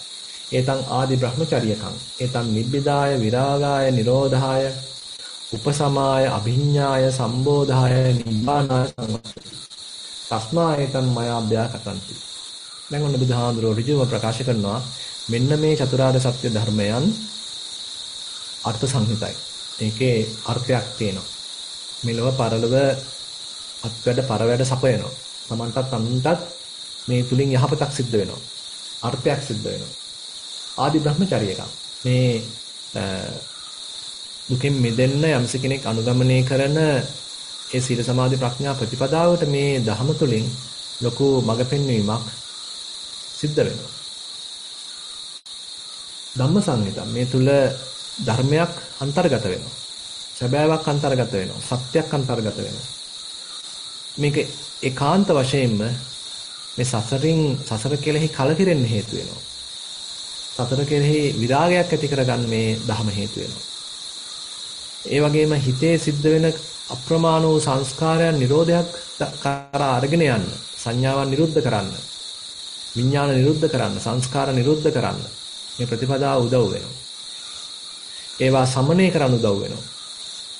Taman තුල ඒ සඳහා වමනා කරන ඉහළ ශ්‍රේෂ්ඨ ඥානයක් උපදව ගන්න මේ චතුරාර්ය සත්‍ය ධර්මයන් උදව් වෙනවා. ඒ අවබෝධය තුලින් නිවීමක් සාක්ෂාත් කරගන්න මේ ධහම උදව් වෙනවා. අන්න ඒ නිසා පොට්ටපාද මම මෙන්න මේ චතුරාර්ය සත්‍ය ධර්මයන් ඒකාන්ත වශයෙන් දේශනා කරනවා. දැන් මේ විදිහට දැන් මේ කතාව સમાપ્ત වෙනවා. බොහොම ගැඹුරින් දාර්ශනික ප්‍රශ්න ඉදිරිපත් වෙලා බුදුරජාණන් වහන්සේ ඇතැම් දේවල්ට පිළිතුරු දීලා ඇතැම් දේවල් පැත්තකින් තියලා ඒ පියවරෙන් පියවර දැන සංඥා නිරුද්ධ කරන ප්‍රතිපදාවකුත් දේශනා කළා. අමාරු වුණාට පස්සේ දැන් පොට්ටපාද සාකච්ඡාව අවසන් කරනවා. එතුමා කියනවා ස්වාමීනි දැන් ඔබ වහන්සේට ඒ යම් පින්ඩපාතයක් වඩින්න තියෙනවා නම් දැන් ඒකට කාලය සුදුසුයි කියලා එක්තරා අන්දමකින් ඉඟි කරනවා. දැන් සාකච්ඡාව හමාර කරන්න Taman කැමතියි කියලා.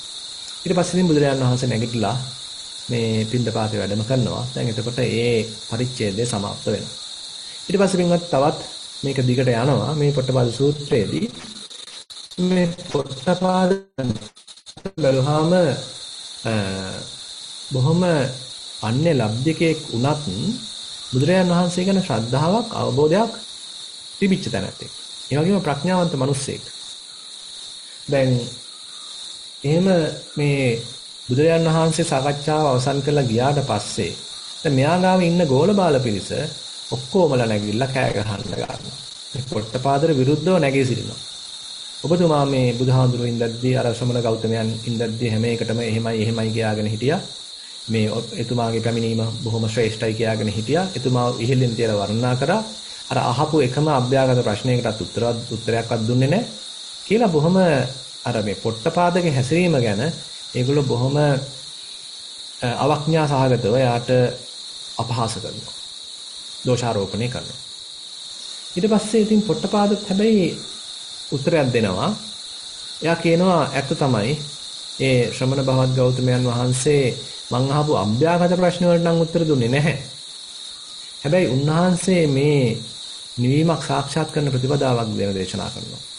ඒකාන්ත වශයෙන්ම නිවීමක් ඒකාන්ත වශයෙන්ම ලෞතර දහමක් උන්වහන්සේ දේශනා කරනවා.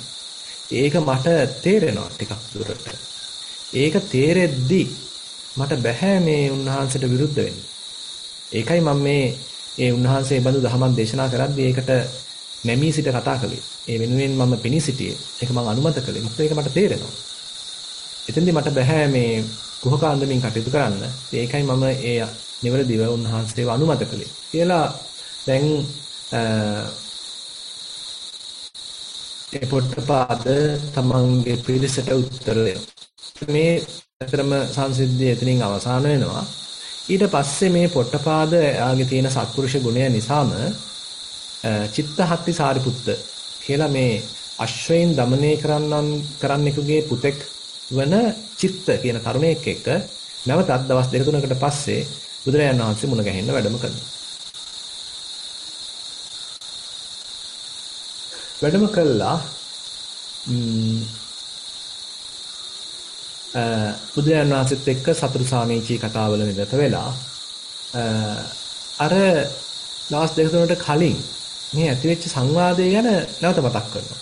නැවත මතක් කරලා කියනවා ස්වාමීනි ඔබ වහන්සේ එදාර සම්පූර්ණ විස්තර කරලා ගියාට පස්සේ මගේ ගෝලබාල පිරිස මට හොඳටම දෝෂාරෝපණය කරා. ඔබ වහන්සේව අනුමත කරා කියලා. මේ විදිහට අර වෙච්ච සිද්ධිය Tamanට මුණ පාන්න වෙච්ච මේ ගැටලු සහගත தත්ත්වය ගැන පොට්ටපාද නිකන් පාපොච්චාරණය කරනවා මේ Tamanගේ පිරිසකින් ඇතිවෙච්ච දුක් ගැහැට සම්බන්ධයෙන්. ඉතින් එතකොට බුදුරජාණන් වහන්සේ කියනවා සබ්බේව කෝ යතේ පොට්ටපාද පරිබ්‍රාජිකා අන්දා අචක්කුකා. ඔව් පොට්ටපාද ඒක ඇත්ත. එතන හිටිය අනිකුත් සියලුම පරිබ්‍රාජකයෝ නුවණ නැති පිරිස. ඒ අය මෝඩ පිරිසක්. ඒ අය අන්ධයි. එතන හිටිය එකම මේ සුභාෂිතය දැනගන්නා වූ තැනැත්තා ඔබතුමා පමණයි. එතකොට තේරෙනවා දැන් මේ ලොකු පිරිසක් හිටියට මේ නෛෂ්ක්‍රම්‍යයක් කරව පිරිසක්. මේ නිකන් ගෙවල් දොරවල් වල ඉන්න පිරිසක් නෙමෙයි. නෛෂ්ක්‍රම්‍යයක් කරව පිරිසක්. ඒ නෛෂ්ක්‍රම්‍යයක් කරපු ඒ බහුල වූ පිරිසක් අතර බුදුරජාණන් වහන්සේ දේශනා කරන මේ හිටපු පිරිසේ ඔබතුමා පමණයි නුවණැත්තෙක් වශයෙන් කටයුතු කළේ. ඔබතුමාට විතරයි යම්සි නුවණක් තිබුණේ. ඇස් පෙනුනේ ඔබතුමාට පමණයි. අනිත් අය සියල්ල අන්ධ වූ මෝඩ පිරිසක්. කියලා බුදුරජාණන් වහන්සේ දේශනා කරනවා. ඒකංසාපි කෝ පොට්ටපාද මයා ධම්මා දේශනා පඤ්ඤත්තා අනේකංසිකාපි කෝ පොට්ටපාද මයා ධම්මා දේශනා පඤ්ඤත්තා. දැන් මෙතෙන්දී ඒකාන්ත වශයෙන් දේශනා කරපු දහම් තියෙනවා. ඒ වගේමයි ඒකාන්ත වශයෙන් දේශනා නොකරපු දහමුත් තියෙනවා. ඉතින් ඒ විදිහට දැන් බුදුරජාණන් වහන්සේ දැන් නැවතත් අර තමන් ඒකාන්ත වශයෙන් දේශනා නොකරපු මේ ධර්ම ගැන මතක් කරලා දෙනවා. අර ලෝකේ ශාස්ත්‍රතද නැත්නම් ලෝකේ ආශාස්ත්‍රතද, ලෝකේ අන්තවත්ද, ලෝකේ අනන්තවත්ද, ඊළඟට මේ ශරීරය කියන්නේ ජීවයමද නැත්නම් ජීවය කියන්නේ ශරීරයමද, මේ දෙක දෙකක්ද එකක්ද, තථාගතයන් වහන්සේ මරණින් මත්තේ ඉන්නවද, තථාගතයන් වහන්සේ මරණින් මත්තේ නැද්ද, තථාගතයන් වහන්සේ ඉන්නවයි නැහැයි කියන දෙකමද, තථාගතයන් වහන්සේ මරණින් මත්තේ ඉන්නේත් නැති නැත්තේත් නැති තත්ත්වයක්ද කියන මෙන්න මේ ප්‍රශ්න 10ම බුදුරජාණන් වහන්සේ කියනවා මම ඒකාන්ත වශයෙන් දේශනා කරන්නේ නැති ධර්ම. මේවා අභ්‍යාගත ධර්ම. හැබැයි මම ඒකාන්ත වශයෙන් දේශනා කරන ධර්ම තියෙනවා. ඒ තමයි අයං දුක්ඛන්තිකෝ වොට්ටපාදේ ඒකාංශිකා ධම්මෝ දේශිතෝ පඤ්ඤත්තෝ. මම ඒකාන්ත වශයෙන් පනවන දේශනා කරන, පැහැදිලි කරන, විස්තර කරන ධර්මයක් තියෙනවා. මෙන්න දුකක් තියෙනවා. අයං දුක්ඛ සමුදයෝති. එන දුකට හේතුවක් තියෙනවා කියලා මම ඒකාන්ත වශයෙන් දේශනා කරනවා. අයං දුක්ඛ නිරෝධෝති. මේ දුක්ඛෙන් නිරුද්ධ වීමක් ගැන මම දේශනා කරනවා. අයං දුක්ඛ නිරෝධගාමිනී පටිපදාය කියලා මේ මෙබඳු දුකෙන් මිදෙන මාර්ගයක් ප්‍රතිපදාවක් තියෙනවා කියලා මම දේශනා කරනවා. මොකද ඒ සියල්ල ඒ සතර මේ චතුරාර්ය සත්‍ය ධර්මයන් අර්ථ සංහිතයි, ඊටාම අර්ථවත්, Tamanටත් අනුන්ටත් වැඩසලසනවා. ඒ වගේම ධර්මයට එකඟයි. ඒ නිවන් දකින්න ප්‍රතිපදාවකට, Brahmacharya ප්‍රතිපදාවකට උදව් කරනවා. ඒකාන්ත වශයෙන්ම නිබ්බිදාවක් පිණිස, විරාගයක් පිණිස, නිරෝධයක් පිණිස, කෙලෙස් සංසිඳීමක් පිණිස, නිරෝධයක් පිණිස හේතු වෙනවා. ඒ වගේම ගැඹුරු ප්‍රඥාවක් අවදි කරන්න හේතු වෙනවා. ඊළඟට අවබෝධයේ පිණිස හේතු වෙනවා, නිවීමක් පිණිස හේතු වෙනවා. දැන් පින්වත්නි අපි කෙටියෙන් නමුත් මේ චතුරාර්ය සත්‍ය ධර්මයන් ගැන ටිකක් මතක් කරගන්න වටිනවා.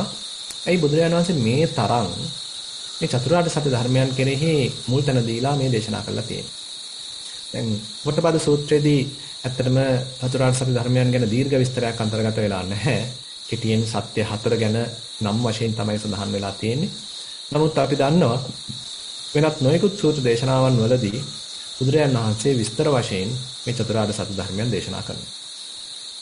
දැන් අපි පළවෙනි සත්‍ය දුක්ඛ ආර්ය සත්‍ය ගැන කෙටියෙන් මතක් කරගත්තොත් මොකද්ද මේ දුක කියන්නේ? දැන් හුඟක් වෙලාවට අපිට දුක තියෙනවා. දැන් මේ දවස්වල ඉතින් සෑහෙන මිනිස්සුන්ට දුකක් තියෙනවා. මොකද ආර්ථිකය කඩා වැටිලා, ඉන්ධන මිල ඉහළ ගිහිල්ලා, ඉතින් තෙල් පෝලිං වැඩි වෙලා, ඉතින් මේ වගේ ඉතින් රට ලංකාවේ ඉතින් බහුල වශයෙන් ප්‍රශ්න තියෙනවා. ඉතින් මේකද මේ දුක? එහෙම නැත්නම් අපි ලෙඩ වෙනවා, රෝගාතුර වෙනවා, මැරෙනවා. මේකද දුක?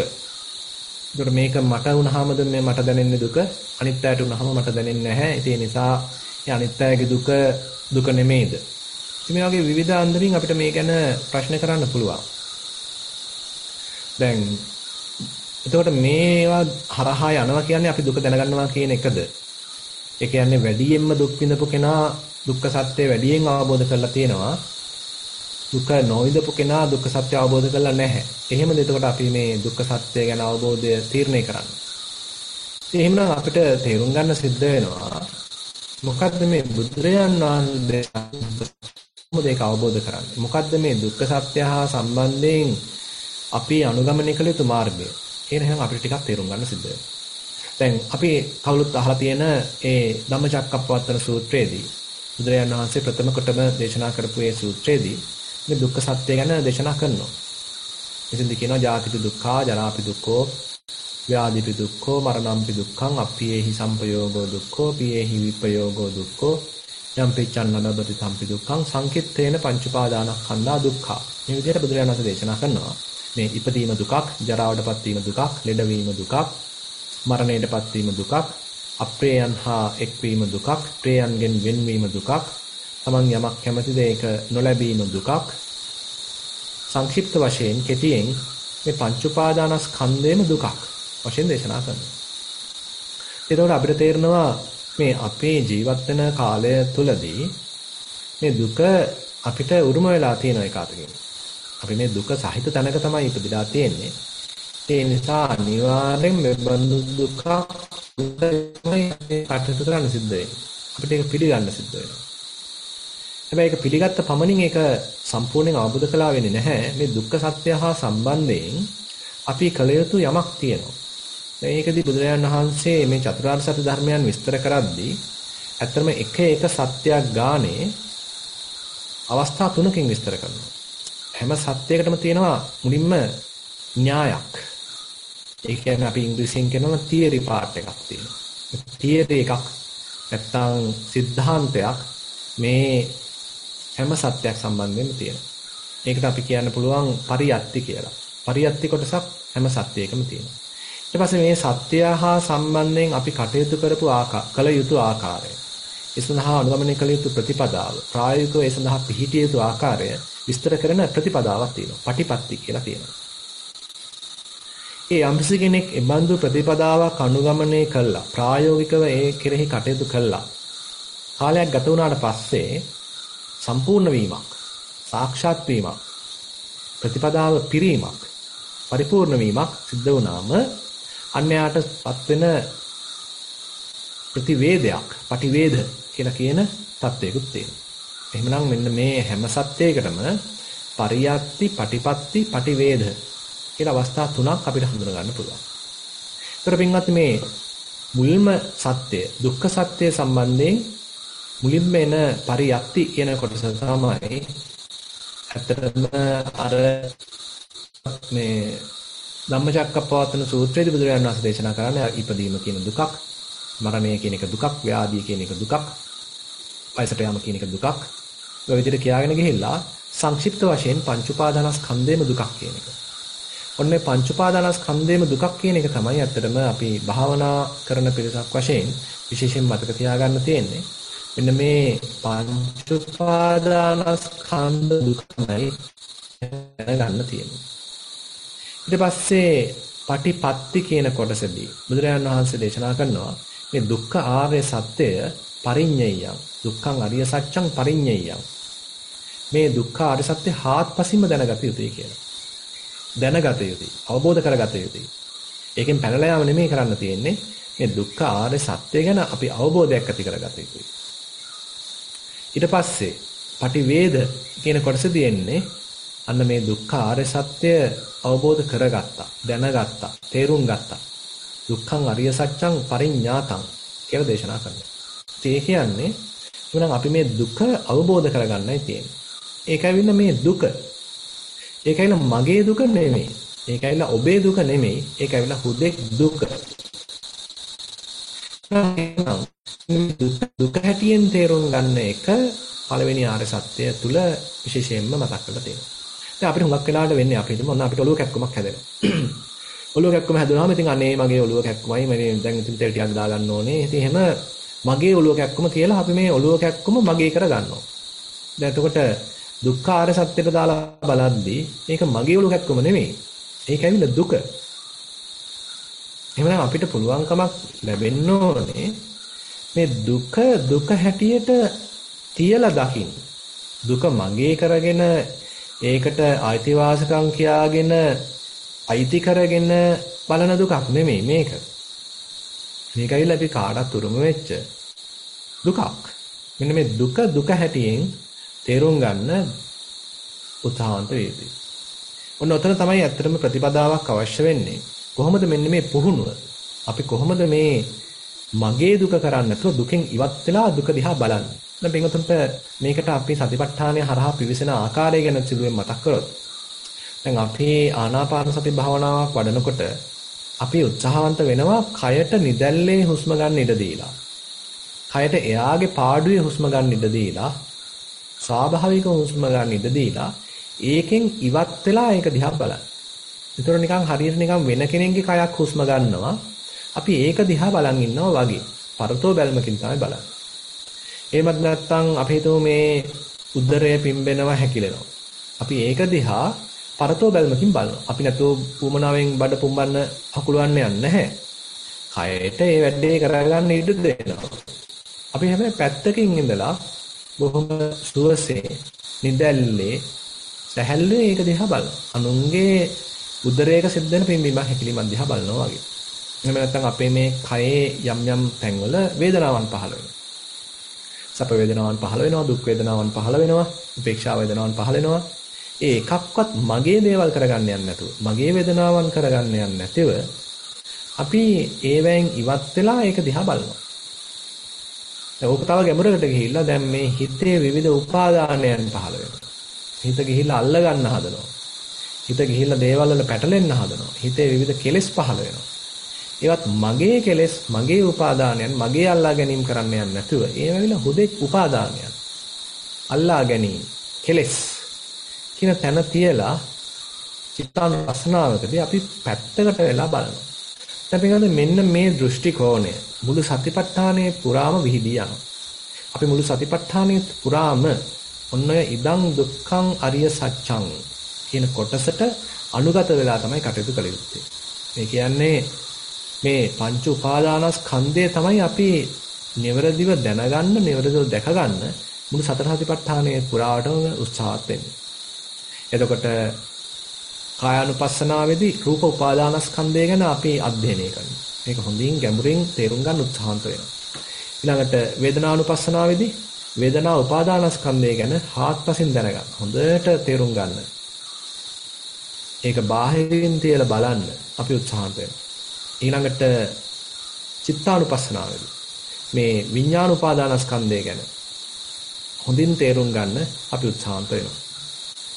ධම්මානුපස්සනාවේදී මේ උපාදානස්කන්ධ පහ පිළිබඳව හොඳින් තේරුම් ගන්න, ගැඹුරින් වටහා ගන්න, අවබෝධ කරගන්න උත්සාහන්ත වෙනවා. ඉතින් එතකොට විශේෂයෙන්ම ඔය මග්ග සංයුත්තේ එන කන්ද සූත්‍රයේදී එහෙම බුදුරජාණන් වහන්සේ දේශනා කරනවා මොකද්ද මේ දුක්ඛ සත්‍ය. එතෙන්දී අර ජාතිපි දුක්ඛා, ජරාපි දුක්ඛා මේ සාමාන්‍ය සම්මුතිය ගැන කතා කරන්නේ. බුදුරජාණන් වහන්සේ විශේෂයෙන්ම මතක් කරන්නේ පංච උපාදානස්කන්ධාතිස්ස වචනීය. මේ දුක්ඛාර සත්‍ය කියලා කියන්නේ මේ පංච උපාදානස්කන්ධයන්ටම කියන වචනයක්. ඒ කියන්නේ මේ රූප උපාදානස්කන්ධය, වේදනා උපාදානස්කන්ධය, සංඥා උපාදානස්කන්ධය, සංස්කාර උපාදානස්කන්ධය, විඥාන උපාදානස්කන්ධය කියන මෙන්න මේ ස්කන්ධ පහට කියන සමාන පදයක් තමයි මේ දුක්ඛාර සත්‍ය කියලා කියන්නේ. එහෙමනම් අපි මේ පංචස්කන්ධය තේරුම් ගන්න, හාත්පසින් තේරුම් ගන්න, මනවින් අවබෝධ කරගන්න උත්සාහවත් වන ප්‍රතිපදාවක් අනුගමනය කළ යුතුයි. මෙන්න මේ දුක්ඛ සත්‍ය අවබෝධ කරගන්න නම් පරියත්ති, පටිපත්ති, පටිවේද කියන කොටසේදී එහෙමනම් අපි පංච උපාදානස්කන්ධය කියන්නේ මොකක්ද කියලා තේරුම් ගන්නවා. ඒ සිද්ධ වෙන ක්‍රියාකලාපය තේරුම් ගන්න ඕනේ. ඒක මනමින් අධ්‍යයනය කරන්න ඕනේ, පරිශීලනය කරන්න ඕනේ. ටිකක් හාරවුස්සලා බලන්න ඕනේ. නිවැරදි දෘෂ්ටි කෝණයෙන් බලන්න ඕනේ. ඒක මගේ කරගන්න යන්නේ නැතුව ඒක ඒ තැන තියලා බලන්න ඕනේ. අන්න එහෙමනම් කෙනෙකුට කියන්න පුළුවන් අන්න යම් පමණකට මම මේ සඳහා උත්සාහත් වුණා කියලා. ඒකෙත් විවිධ මට්ටම් ඉතින් තේරුම් ගන්න පුළුවන්. හේතුප්‍රත්‍ය ධමයක් වශයෙන් තේරුම් ගන්න පුළුවන්. ඒ විවිධ දෘෂ්ටි කෝණ වලින් බලන්න පුළුවන්. එක පැති වලින් බලන්න පුළුවන්. රූපස්කන්ධය දිහා, වේදනාස්කන්ධය දිහා, සංඥාස්කන්ධය දිහා, සංස්කාරස්කන්ධය දිහා, විඥානස්කන්ධය දිහා. මේ විදිහට කෙනෙක් හොඳට මේක තීක්ෂණ වශයෙන් දැනගන්න උත්සාහන්ත වෙනවා නම් අන්න දුක්ඛ සත්‍ය අවබෝධ කර ගැනීම ගැන තමයි එහෙමනම් මේ හතර සතිපට්ඨාන ධර්මයන් වල මූලිකවම අපි කටයුතු කරලා තියෙන්නේ. ඊට පස්සේ දුක්ඛ සමුදය කියන මේ තණ්හාව නිරුද්ධ කරන ප්‍රතිපදාවක් ඊළඟ අනුගමනය කරන්න සිද්ධ වෙනවා. දැන් දුක්ඛ සමුදය අරිය සත්‍යං කියලා ඒකේ පරියත්ති කොටස බුදුරජාණන් වහන්සේ විස්තර කරනවා. එතන තියෙන්නේ වෙන එකක් නෙමෙයි, තණ්හාව වශයෙන් දේශනා කරනවා. තණ්හාවේ ප්‍රභේද වශයෙන් කාම තණ්හා, භව තණ්හා, විභව තණ්හා කියලා ඒ අවස්ථා තුනක් දේශනා කරනවා. ඊට පස්සේ තණ්හාව ගැන එහෙම විස්තර කළා. ඒකට කොහොමද අපි ප්‍රතිපදාවක් අනුගමනය කරන්නේ? කළ යුතු දේ කුමක්ද? දුක්ඛ සමුදයං අරිය සත්‍යං පහතබ්බං. එතෙන්දී අපි කරන්න තියෙන ප්‍රහාණයක්. තණ්හා ප්‍රහාණය කරන්න අවශ්‍යයි. තණ්හා ප්‍රහාණය කරන ප්‍රතිපදාවක් අනුගමනය කරන්න අවශ්‍යයි. ඊට පස්සේ අන්න තණ්හා ප්‍රහාණය කරා. දුක්ඛ සමුදයං අරිය සත්‍යං පහීනම් කියලා අන්න තණ්හා ප්‍රහාණය කරා කියලා අන්න කෙනෙකුට දැනගන්න පුළුවන්. ඊට පස්සේ දුක්ඛ නිරෝධ සත්‍යය ගැන ඉදං දුක්ඛ නිරෝධං අරිය සත්‍යං කියලා මෙන්න දුක්ඛ නිරෝධයක් තියෙනවා. ඒකට මොකද්ද කරන්න තියෙන්නේ? දුක්ඛ නිරෝධං අරිය සත්‍යං සච්චිකාතම්බං. ඒක සාක්ෂාත් කරන්නයි තියෙන්නේ. ඒක සාක්ෂාත් කරා නම් ඒක සච්චිකතං කියලා සාක්ෂාත් කළා කියලා දැනගන්න පුළුවන්. ඊට පස්සේ දුක්ඛ නිරෝධ ගාමිනී ප්‍රතිපදා ආර්ය සත්‍ය කියන ආරෂ්ඨාංග මාර්ගය විස්තර කරනවා.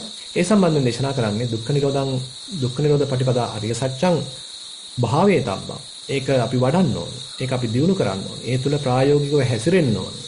ඒ තුල ප්‍රායෝගිකව අපි ජීවත් වෙන්න ඕනේ. අන්න අපි ඒක වඩන්න ඕනේ. ප්‍රතිපදාව අපි වඩන්න ඕනේ. එහෙමනම් ඒ කටයුත්ත කරා නම් අන්න භාවිතං කියලා අන්න අපි මේක ප්‍රතිපදාවක් අනුගමනය කළා. ඒ තුල ජීවත් වුණා. මම ඔන්න දැන් වැඩේ අවසන් කළා කියලා අන්න සතුටු වෙන්න පුළුවන්.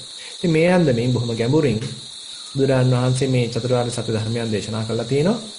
ඉතින් අද අපි මේ ධර්ම දේශනාවේදී ඒවත් කෙටියෙන් මතක් කරගත්තේ. අපි බලමු ඉස්සරහට තව ටිකක් මේවා විමසලා බලන්න.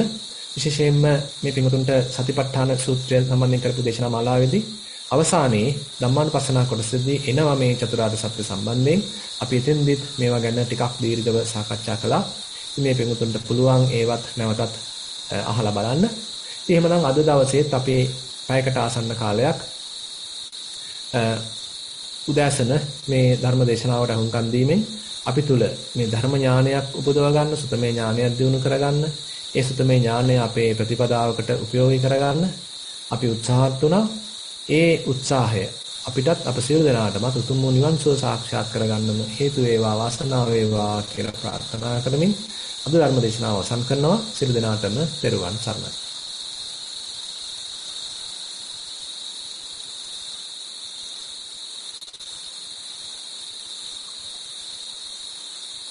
සමන්තා ලක්ෂණ අතැසවීමක් කර තිබෙනවා. ඔබගේ දහම් ගැටළු ඉදිරිපත් කරන්න ගරු ස්වාමින් වහන්සේට. ගරු ස්වාමින් වහන්සේ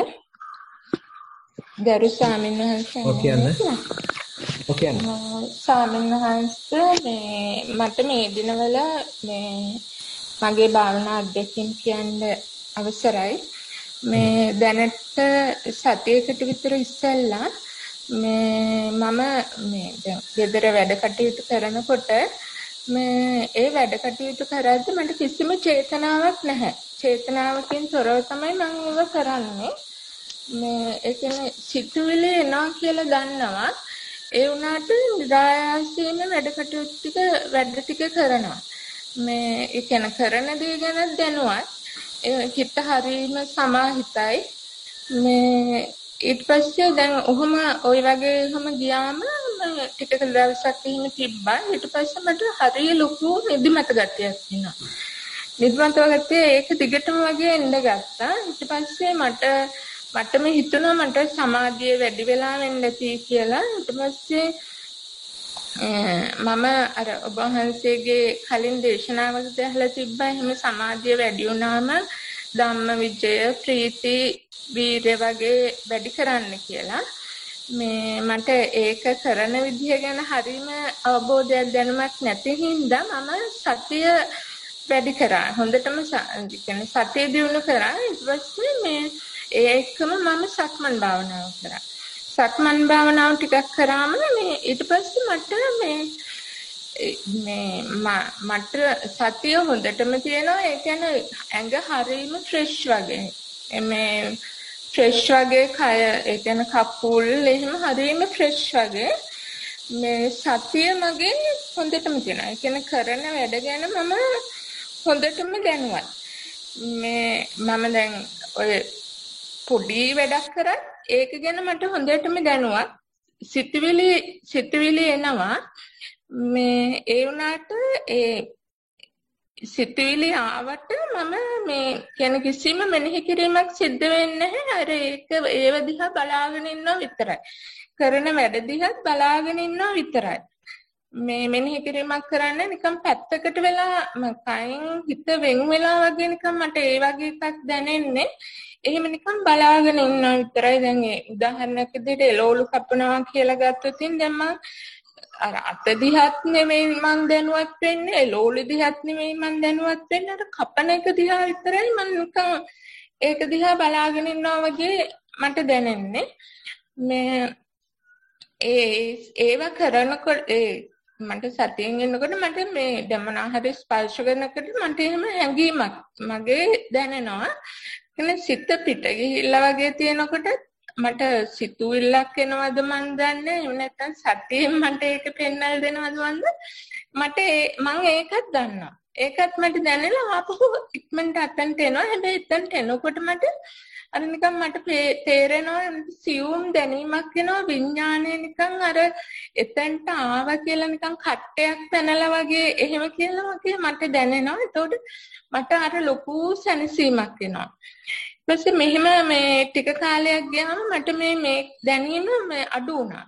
දැනෙන ගැතිය අඩු වුණා. හැබැයි ෆ්‍රෙෂ් ගැතිය තියෙනවා. ඒකත් අර වෙනද කරන්නේ ටිකක් අඩුයි. ඒ වුණාට මට හොඳටම සතිය තියෙනවා. අර ඇඟිලි චුට්ටක් හෙලවෙද්දිත් ඇඟිලි වලින් මොනවා හරි කරද්දිත් ඇඳුරක් හරිද්දි මේ ඒ වගේ කරද්දි ටැප් එකක් හරිද්දි එහෙමත් මට හොඳටම දැනුවත් මම. බ්‍රෂ් කරද්දී මර බ්‍රෂ් එකේ හැට වෙන එක ඒ වගේ ඒවා ඉස්සර එහෙම නැහැනේ. දැන් කනකොට ආහාර ගද්දි අර හැම මුලදී අගදී තියෙනවා ඒ වගේ නැති වෙනාට දැන් ඒව ඔක්කොම ෆුල්ෆිල් වෙලා ඔක්කොම දන්නවා හොඳට දැනුවත්. ඊපස්සේ ටික මේක නිකන් සාමාන්‍ය දෙයක් වුණා. ෆ්‍රෙෂ් ගතිය ඇඟේ ෆ්‍රෙෂ් ගතිය අඩුයි. ඒ වුණාට ඒක ඒ කියන්නේ හොඳටම අඩුත් නැහැ. සමහර වෙලාවට ටිකක් තියෙනවා. ඉතින් මේ අර දැනුවත් බව තියෙනවා. ඒ අතර දැන් අර සිතුවිලි එනවා. ඒ වුණාට මං සතියෙනුත් ඉන්නවා. දැන් මට සිතුවිලි වල බාධාවකුත් නැහැ. මේ අර මික්ස් වෙලා වගේ. නිකන් සතියක් තියෙනවා සිතුවිලිත් එනවා. ඒ වගේ. සමහර ඉන්ද්‍රිය සංවරය හොඳටම තියෙනවා. මේ දවස්වල ඉඳලම අර දැන් දවස් 2-3 ඉඳලම ඉන්ද්‍රිය සංවරය හොඳටම තියෙනවා. මේ අර නිකන් එක්ක මික්ස් වෙලා චේතනාවක් නැතුව වගේ. දැන් කවුරු හරි කතා කරද්දී එහෙමත් චේතනාවක් නැහැ. මම ඒක දිහා බලාගෙන හැබැයි කතා කරන එක මම හොඳට දැනුවත්. ඒකත් දන්නවා. එයාට උත්තරත් දෙනවා. හැබැයි අර ඒක නිකන් ඇලිලා නැහැ වගේ. එහෙම වගේ. දැන් ටීවී එක බලද්දි ඒ වල යන්නේ ඒවා මම හොඳට දැනුවත්. ඒ වුණාට මම අර චේතනාවක් නැහැ. ඔහේ බලාගෙන ඉන්නවා. කමෙන්ට්ස් දෙන්නෙත් නැහැ. ඔහේ එහෙම වගේ. ස්වාමීන් වහන්සේ මට මේකට උපදෙසක් දෙනවෙන් කරුණාවෙන් ඉල්ලනවා. හොඳයි. ඇත්තටම කිසි වරදක් නැහැ. ඉතින් ඇත්තටම ඔය පැත්ත තමයි ටික ටික වැඩෙන්නේ. දැන් දේවල් නොදකින්නවා නෙමෙයි, දේවල් පේනවා. හැබැයි ඒවා ඔස්සේ හිත ඇතුලේ මොකක්වත් කතන්දරයක් ගෙතෙන්නේ නැහැ, හිත ඇවිස්සෙන්නේ නැහැ. හිත සංසුන්වම තියෙනවා. ඊළඟට දේවල් ඇහෙනවා, ඇහුනට හිත සංසුන්. ඒ හිතේ තියෙන සංසිඳීම, හිතේ තියෙන සංසුන් බව, හිතේ තියෙන ශාන්ත බව රැකිලා තියෙනවා. දැන් අපි ඉස්සර නම් එහෙම නෙමෙයි, හිත සංසුන් කරගන්න සෑහෙන උත්සාහයක් දරන්න ඕනේ. නමුත් දැන් කාලයක් මේ විපස්සනාවක් වඩන්න ප්‍රතිපත්තාණයක් දිනු කරන්න ඒ සංසුන් බව දැන් අපේ හිතට නිකන් කාවැදිලා තියෙනවා. හිත හොල්ලන්න අමාරුයි දැන්. හිත කලඹන්න අමාරුයි. ඊට ගඳ සුවඳ දැනෙනවා, රස දැනෙනවා, ස්පර්ශයන් දැනෙනවා. හැබැයි හිතේ මොකක්වත් ආයේ සිතුවිලි පහළ වීමක්, කතන්දර ගෙතීමක්, අවිලි වීමක්, රචනාල වීමක් ඒ මොකක්වත් නැහැ. හිත නිකන් සාවධානව ඉන්නවා. ඊට පස්සේ හිතට සිතුවිලිත් එනවා. ඉඳලා හිටලා සිතුවිලිත් එන්න පුළුවන්. සිතුවිලි එන්න පුළුවන්. නමුත් ඒවා දිගට යන්නේ නැහැ. ඒ සිතුවිලි ඔස්සේ අපි සංස්කරණ කරන්න යන්නේ. හිතෙල්ලක් ආවා, ඒකත් නිකන් බෑග්ග්‍රවුන්ඩ් එකකින් වගේ ආවා, ඒකත් ගියා. ආයෙත් ඕනනම් තව එකක් ආවා, ඒකත් ගියා. නමුත් ඒක ඔස්සේ කල්පනා කර දිගට ප්‍රපංච කරන්න යන්නේ. ඉතින් ඔය தত্ত্বය බුදුරජාණන් වහන්සේ ගැඹුරින් විග්‍රහ කරනවා. දැන් බාහිය දාරුචීරියට ඔය කතාව කියද්දිත් බුදුරජාණන් වහන්සේ දේශනා කරන්නේ ඔන්න ඔය මට්ටම ඉන්ද්‍රිය සංවරයේ සෑහෙන ඉහළ මට්ටමක්. දිත්තේ දිට්ඨ මත්තම් භවිස්සති, සුතේ සුත මත්තම් භවිස්සති, මුතේ මුත මත්තම් භවිස්සති, විඤ්ඤාතේ විඤ්ඤාත මත්තම් භවිස්සති. කියන මෙන්න මේ මට්ටම ඇත්තම ඉන්ද්‍රිය සංවරයෙන් අපිට එන්න තියෙන එක ඉහළ මට්ටමක්. දැන් අපි ඇහෙන් රූප බැලීම හරහා සාමාන්‍යයෙන් සිද්ධ වෙන්නේ බලන දේ තුල අපි කුල්මත් වෙලා ඒ තුලින් සතුට වෙලා ඒක ඔස්සේම ගිහිල්ලා ඒක ඔස්සේම කතන්දර ගොතා ඒවම තව තව බලා ඒක තුල නිමග්න වීමක්. ඒ තුලින් අභිනන්දනයක්. ඒ තුල බැස ගැනීමක්. ඒ තුල තව තව හිරවීමක්. ඒක අස්සට රිංගා ගැනීමක්. ඒකම නැවත නැවත කල්පනා කර කර සිටීමක්. හැබැයි දැන් සිද්ධ වෙන්නේ ඒක සම්පූර්ණයෙන් අනිත් පැත්ත දැක්කා එතනින් අවසానයි. හිත ඒ අර එකක්වත් කරන්න යන්නේ නැහැ. හිත ඒක අස්සට රිංග ගන්න යන්නෙත් නැහැ. ඒක ඉල්ලන්න යන්නෙත් නැහැ. ඒක ගැන කතන්දර ගොතන්න යන්නෙත් නැහැ. පස්සේ ඒවා ගැන කල්පනා කරන්න යන්නෙත් නැහැ. හිත ඒ තමන්ගේ පාඩුවේ ඉන්නවා. ඒතර අර අභිනන්දති අභිවදති අජ්ජෝසාය තිට්ඨති කියන ඒ සාමාන්‍යයෙන් අපේ හිතේ සිද්ධ වෙන පැත්ත අයින් වෙලා සම්පූර්ණයෙන්ම බොහොම සැහැල්ලුවෙන් එකක්වත් අභිනන්දනය කරන්න යන්නේ නැතිව ඒවා එකකින්වත් සතුටු වෙන්න යන්නේ නැතිව ඒවා එකක්වත් කියාපාන්න යන්නේ නැතුව නැවත නැවත මතක් කර කර හිතට වද දෙන්න යන්නේ නැතිව එකක්වත් අස්සට රිංග ගන්න යන්නේ නැතුව බොහොම සැහැල්ලුවෙන් ඉන්නවා. ඉතින් ඒක දැන් අනිත් පැත්තට විමසලා බලන්න. එතකොට මේ හිතේ ස්වභාවය මොකද්ද? දැන් ඔය தත්ත්වේ පවත්වන අතරේ චුට්ටක් නිකන් ප්‍රඥාවෙන් විමසලා බැලුවොත් දැන් මේ හිත කියන්නේ මෙන්න මේ සරල දැනුවත් පදනමක් පමණයි. දැන් අපි මේ தත්ත්වේ පවත්වන්න කෙනෙකුට තේරෙන්න පුළුවන් මේකේ කෙනෙක් නැහැ. පුද්ගලයෙක් කියලා නැහැ. මමෙක් කියලා නැහැ. අපි මේ ඉන්ද්‍රයන්ගෙන් ලබන ආරම්මන ඔස්සේ විටින් විට මමෙක් හදනවා. කෙනෙක් හදනවා. පුද්ගලයෙක් හදනවා. ඔන්න හැදිල්ල දැන් අපිට තේරුම් ගන්න පුළුවන් නම් විටින් විට කොහොමද මෙයා කෙනෙක්ව හදන්න උත්සාහ කරන්නේ? මමෙක්ව හදන්න උත්සාහ කරන්නේ. නිකන් කැපී පෙනෙන්න උත්සාහ කරන්නේ. ඉස්සරහට එන්න උත්සාහ කරන්නේ. නැත්නම් අතීතයේ වෙච්ච දේක් කල්පනා කරලා ඒකෙන් පුද්ගලයෙක්ව ආරෝපණය කරන්න උත්සාහ කරන්නේ. මම ඉන්නවා කියන හැඟීමක් ජනිත කරන්න උත්සාහ කරන්නේ. කියලා අර හිතේ යන්නේ සිද්ධ වෙන අහංකාර මමංකාර මානානුසය කියලා කියන ඒ මේ කෙනෙක් මම කියලා තැනීමක් මගේ කියලා තැනීමක් තවත් කෙනෙක් එක්ක මමයි එයයි සම්බන්ධ කරගෙන කරන මැනීමක් සංසන්දනයක්. ඉතින් මෙන්න මේ වගේ බොහොම සූක්ෂමව අපේ හිත ඇතුලේ සිද්ධ වෙන මෙන්න මේ ක්‍රියාදාමය අපිට හඳුනා ගන්න පුළුවන් නම් එතකොට කෙනෙකුට තේරෙන්න පුළුවන් මෙන්න මේ දේවල් සිද්ධ වෙනකොට ආයෙත් හිතට දුකක් තියෙනවා. ආයෙත් හිතේ දුකක් උපදිනවා. ආයෙත් හිතේ නිකන් දෙගිඩියාවක් පහළ වෙනවා. ආයෙත් හිතේ ටිකක් අසහනකාරී තත්වයක්, අප්තෘප්තිකර තත්වයක්, බිය දනවන තත්වයක් පහළ වෙනවා. කියලා අර ටිකක් සූක්ෂම මට්ටමකින්, සියුම් මට්ටමකින් තමන්ගේ හිත ඇතුලේ දුක පහළ වෙන හැටි තේරුම් ගන්න පුළුවන්. ඒ නිසා ඔය තත්ත්වය දිගට දිනු කරන්න හිත ගැන සැහැල්ලුවෙන් අවධානයෙන් ඉන්න.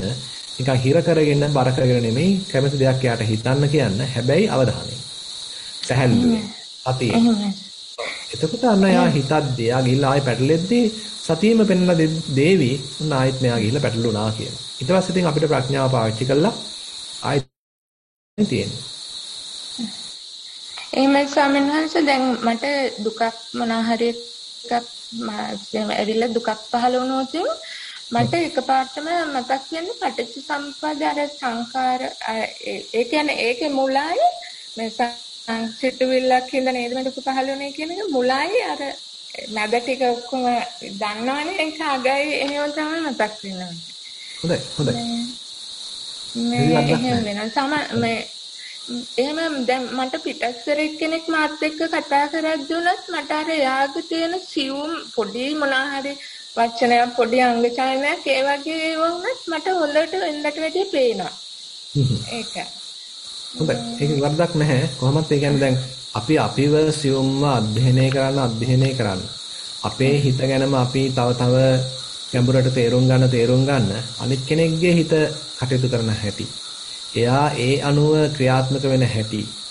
එයා යම්කිසි කායික චලනයක් සිද්ධ කරද්දී වචනයක් පිට කරද්දී ඒ පිට කරද්දී එයාගේ හිතේ ස්වභාවය ගැන. ඉතින් අපිට ගැඹුරින් තේරුම් ගන්න පුළුවන්. මොකද අපි අපිවම අධ්‍යයනය කරලා තියෙන්නේ.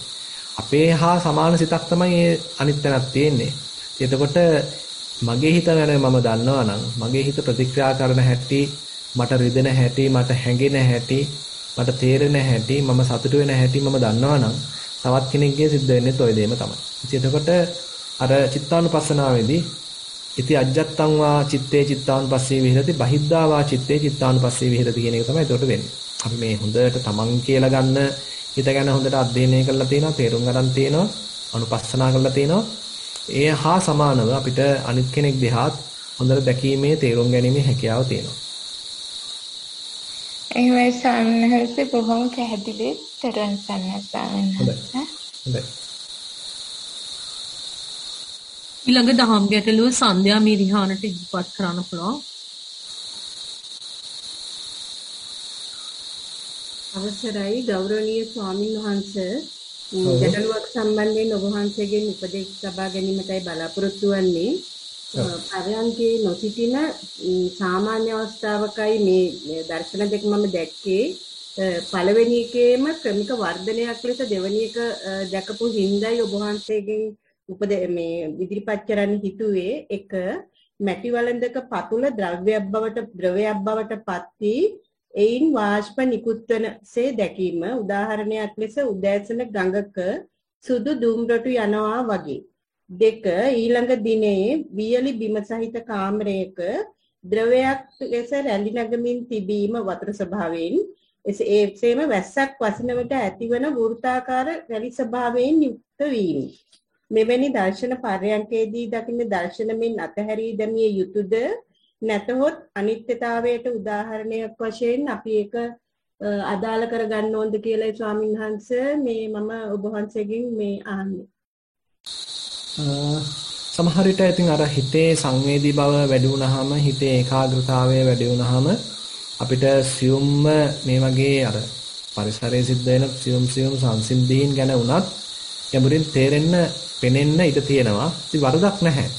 ඒක දැක ගන්න අපි ඕනනම් ඉතින් ඒක එතන තියෙන අනිත්‍යක් තමයි වැටහෙනවා නම් ඉතින් ඒකේ තේරුම් ගත්තයි කියලා වරදක් නැහැ. මොකද අපි බාහිර සංසිද්ධීන් දකිද්දී යම් නුවණක් පහළ වෙන්න පුළුවන්. ඒකේ වැරද්දක් නැහැ. ඒක තේරෙනවා නම් ඒ තුලින් නුවණක් පහළ වෙනවා නම් ඒක අපි අපේ ප්‍රයෝජනෙ පිණිස යොදාගත්ත කියලා වරදක් නැහැ. ඒ නිසා අපි හිතමු දැන් ගහකින් කොළයක් වැටෙනවා. සමහර විට ඉතින් මෙතන තියෙන අනිත්‍යත්වයක් අපිට ප්‍රකාශ වෙන්න පුළුවන්. දැන් උදාහරණයක් වශයෙන් කියනවා නම් අර පටාචාරාව මහණ වුණාට පස්සේ පටාචාරා මෙහෙණින් වහන්සේ පිටපාතේ ගිහිල්ලා ඇවිල්ලා පාසෝදන්න වතුර දානවා. ඉතින් වතුර ටිකක් ළඟ ගිහිල්ලා පොළොවට උරා ගන්නවා. තවත් වතුර ටිකක් දැම්මම ඒක තවත් පොඩ්ඩක් දුර ගිහිල්ලා පොළොවට උරා ගන්නවා. තවත් වතුර ටිකක් දැම්මම තවත් ටිකක් එහාට ගිහිල්ලා පොළොවට උරා ගන්නවා. ඉතින් අය මේක නිමිත්තක් කරගන්නවා තමන්ගේ හිතේ නුවණක් උපදව ගන්න. මේ සත්වයෝ යම් කෙනෙක් බාල වයසේදීම මේ යනවා. තවත් පිරිසක් තරුණ වයසේදී මේ යනවා. තවත් පිරිසක් මහලු වයසේදී මේ යනවා. මේක තමයි ලෝක ස්වභාවය. අර යා ඒ දැකපු දේ තුලින් හිතේ නුවණක් උපදව ගන්න මේ தත්ත්වයේ මේ සංසිද්ධිය යොදාගත්තා. ඉතින් හැබැයි මෙතනින් අදහස් වෙන්නේ හැම දෙයක්ම බලා ඒව ගැන කල්පනා කර ඉන්න කියලා. අපිට පුළුවන් නම් අපේ හිතේ සංසිඳිච්ච ස්වභාවය තියාගන්න. ඇතුළත නිශ්ශබ්දතාවය පවත්වා ගන්න. කිසිදු දිගින් දිගට කල්පනා කර ඉන්නේ නැතුව හිතේ ඒ නිහඬ බව පවත්වා ගන්න ඒකෙත් කිසි වරදක් නැහැ. හැබැයි නිකන් ෂණිකවම අර අපේ ලොකු හිතලා ගැනීමක් නෙමෙයි හැබැයි නිකන් ෂණිකවම මේ බඳු අවබෝධයක් ආවා නම් ඒකේ වැරදකුත් නැහැ. ඉතින් හොඳින් පැහැදිලි ස්වාමීන් වහන්සේ ඔබ වහන්සේට නිදුක් නිරෝගී දීර්ඝායුෂ ප්‍රාර්ථනා කරනවා. ඒම අපේ මේ සංවිධායකතුමියින්ද අපිට 15/17 සිල්වැද සටහනකට සහභාගී වෙන්න අවස්ථාව ලැබුණා. එතුමියගේ සියලු ප්‍රාර්ථනා ඉෂ්ට සිද්ධ වෙන්න කියලා ප්‍රාර්ථනා කරනවා. ඊළඟ දහම් ගැටලුව එඩ්වර්ඩ් මහතාට ඉදිරිපත් කරන්න පුළුවන්. අත්‍යවශ්‍ය සරණයි ස්වාමීන් වහන්සේ. මේ පොට්ටපාද සූත්‍රයේ දැන් සංඥා ගැනනේ පොට්ටපාද අහන්නේ දිගටම. එතකොට බුදුරජාණන් වහන්සේ අර ට්‍රැක් මාරු කරනවා වගේ ඒ තිබිච්ච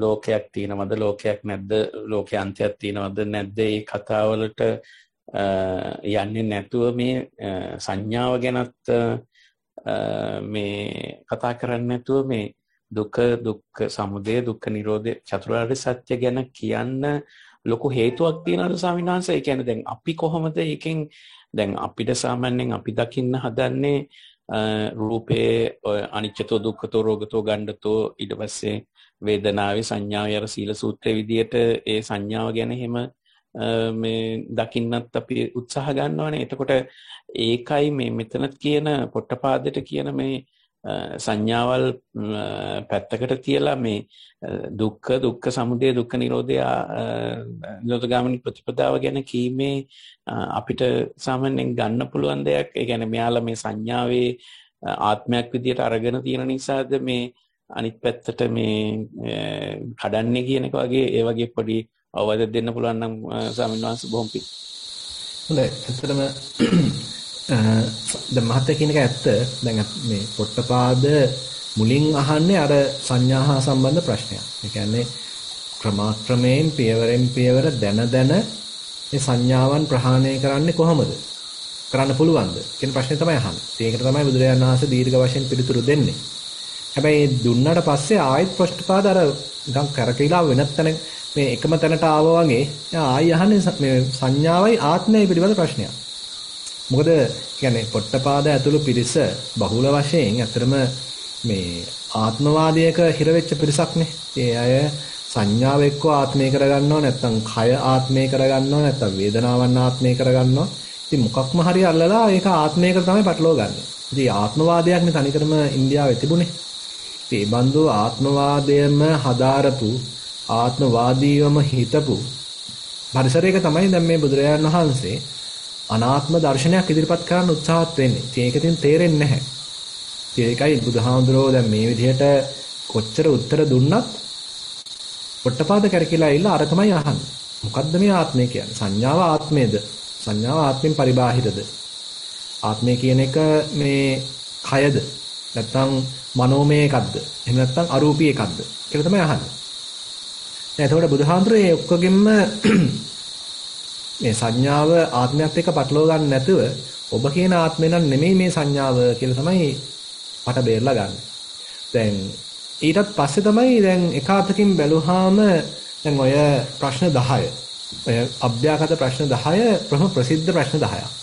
يعني බොහෝ සෙයින් පිළිතුරු බලාපොරොත්තු වෙන අන්‍ය ලබ්ධකයෙන් ඇවිල්ලා භික්ෂුන් වහන්සේලාට අභියෝග කරන බුදුරජාණන් වහන්සේට ඉදිරිපත් කළා පිළිතුරු බලාපොරොත්තු වෙන ප්‍රශ්න 10ක් තමයි ඔය අභ්‍යාගත ප්‍රශ්න. මේක මේ සූත්‍රෙදි විතරක් නෙමෙයි තවත් බොහෝ සූත්‍රවල මේ ප්‍රශ්න 10ම නගලා තියෙනවා. එක්කෝ මේ ප්‍රශ්න 10න් කීපයක් නගලා තියෙනවා.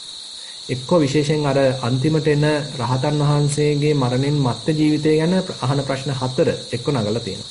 මෙන්න මේ චතුස්කෝටික තර්කයේ මුල් කරගත්ත මෙන්න මේ ප්‍රශ්න 4 බොහෝ සූත්‍රවලදී අහලා තියෙනවා. එතකොට අර ඒ කාලේ තිබිච්ච යම්කිසි චින්තන රටාවක් ආගමික පසුබිමක් තුළ ඒ අය මේ ආත්මවාදයක පැටලිලා කරපු මේ හිතා ගැනීමක් තමයි ඉතින් එහෙම මේකෙන් නිරූපණය වෙන්නේ.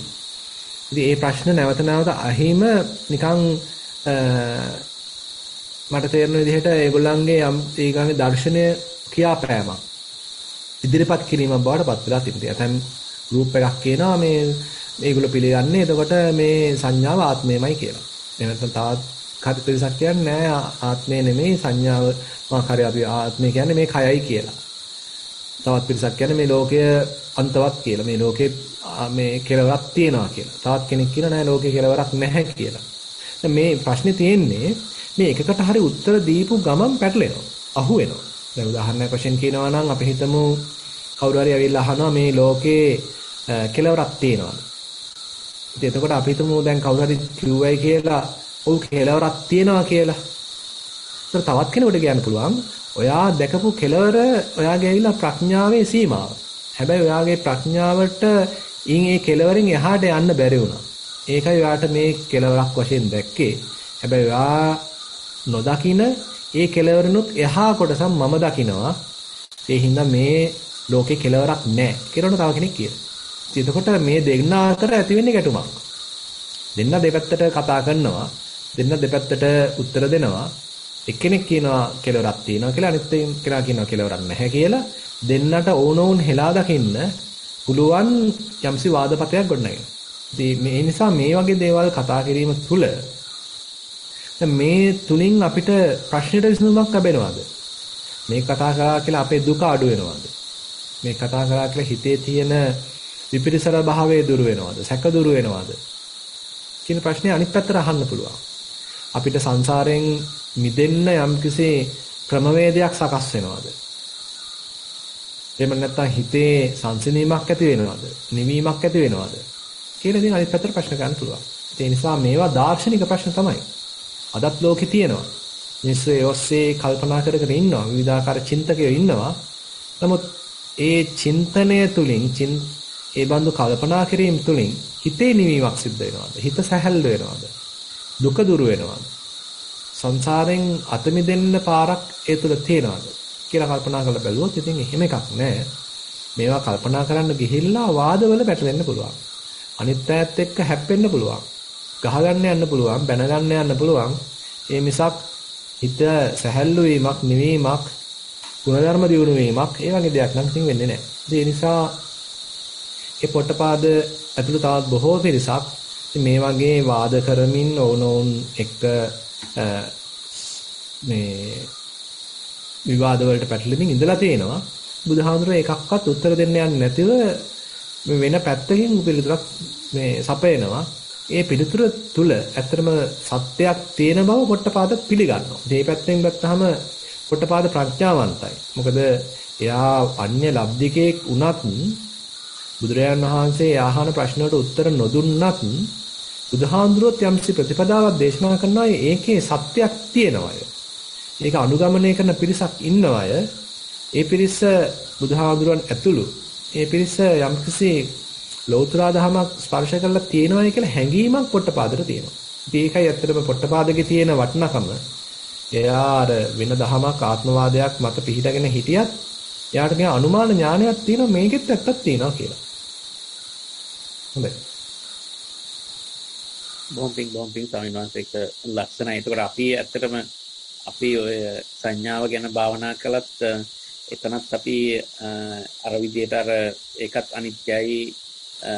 අනිත්‍යයි දුක්ඛයි එහෙම කියලා එහෙම ගත්තත් කමක් නැහැ නේද ස්වාමීන් වහන්සේ? අපිට දුක්ඛ ඔය එහෙමත් කමක් නැහැ. එතන චිත්තානුපස්සනාවකට ධම්මානුපස්සනාවකට එනකොට ඇත්තටම සංඥා හිතෙන් සෑහෙන දුරට ඉවත් වෙන්න පටන් අරගෙන.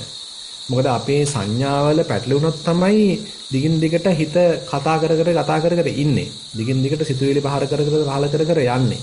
දැන් අපි චිත්තානුපස්සනාවකදී මේ පහළ වෙන සිතුවිලි වශයෙන් දකින්නකොටම අපි මේ සංඥාවල පැටලෙවිල්ල අඩු වෙලා තියෙනවා. දැන් මේ සංඥාවක් කියන්නේ අතන සිතුවිල්ලක තියෙන තවත් එක කොටසක්නේ. ඒතර සිතුවිල්ල පිටින්ම අපි gediya පිටින්ම හිමීට අයින් කරාම සංඥාවත් අයින් වෙලා නොදැනුවත්වම සංඥාවත් ගැලවිලා ගිහිල්ලා. සංඥාවත් දුර්වල වෙලා. දැන් ඊට පස්සෙත් ඔන්න ආයෙත් සිතුවිල්ලක් වශයෙන් නැත්නම් පුංචි සංඥාවක් වශයෙන් හිතට ආවා. හැබැයි පැටලෙන ගතිය අඩුයි. සංඥා විරත්තසන සම්ති ගන්ථා කියලා බුදුරජාණන් වහන්සේ දේශනා කරනවා. මේ සංඥාවන් කෙරෙහි අපේ හිතේ යම් විරක්ත භාවයක් තියෙනවා. යම්සේ නිකන් විරාගී බවක් තියෙනවා. සංඥාවන් වල ලොකු වටිනකමක් නොදී අපි ඉන්නවා. සංඥාවන් වලින් පැටලෙන්නේ නැතුව අපි ඉන්නවා. බුදුරජාණන් වහන්සේ කියනවා න සම්ති ගන්ථා. අන්නේ තැනත්තාට කෙලෙස් ගැට නිසා පහළ වෙන පීඩාවක් නැහැ. කෙලෙස් වල ගැට ගැහෙන්නේ නැහැ. දිගින් දිගට පැටලි කල්පනා කර රාගයක්, ද්වේෂයක්, මෝහයක් ඒ කෙලෙසුන්ගේ ගැට ගැසීමක් කෙලෙසුන් නිසා ඇති වෙන පීඩාවක් ඒ තැනත්තා තුළ සිද්ධ වෙන්නේ නැහැ. මොකද සංඥාවන් කෙරෙහි ආගේ තියෙන විරක්ත බව. සංඥාවන් ඒවා ඇත්තට ගණන් ගන්නෑ. හිතට විවිධ සංඥා එනවා හැබැයි ආ ගණන් ගන්න. ඒවට වටිනකමක් දෙන්නේ නැහැ. ඒවා අම්මා කියලා සලකන්නේ නැහැ. ඒවා තාත්තා කියලා සලකන්නේ නැහැ. ඒක දරුවා කියලා සලකන්නේ නැහැ. ඒක මේ හිතේ ආපු සංඥා බුදුහාමුදුරුවෝ කියලා සලකන්නේ නැහැ. ඒ වෙල සංඥා. ඒ හිතේ ආපු සංඥා. මම ඇස් දෙක පියාගෙන ඉන්නේ. හැබැයි ඔන්න මේ සංඥාවක් දැන් හිතේ පහළලා තියෙනවා. රූප සංඥාවක් පහළලා තියෙනවා කියලා සංඥා වශයෙන් ප්‍රඥාවකින් දකින්න. තමයි බුදුරජාණන් වහන්සේ උපදෙස් දෙන්නේ. එතකොට අන්න මේවා ලිහෙන්න ගන්නවා. අපේ හිත ඇතුලේ සිද්ධ වෙන මේ පටලවිල්ල ලිහෙන්න ගන්නවා. අන්තෝ ජටා බහි ජටා මේ ගැට ටික ලිහෙන්න ගන්නවා. මොකද සංඥාවන් වලට පැටලෙන්නේ නැති නිසා, වටිනකමක් දෙන්නේ නැති නිසා. බොම්බින් තමයි. තේරුම් ගන්න.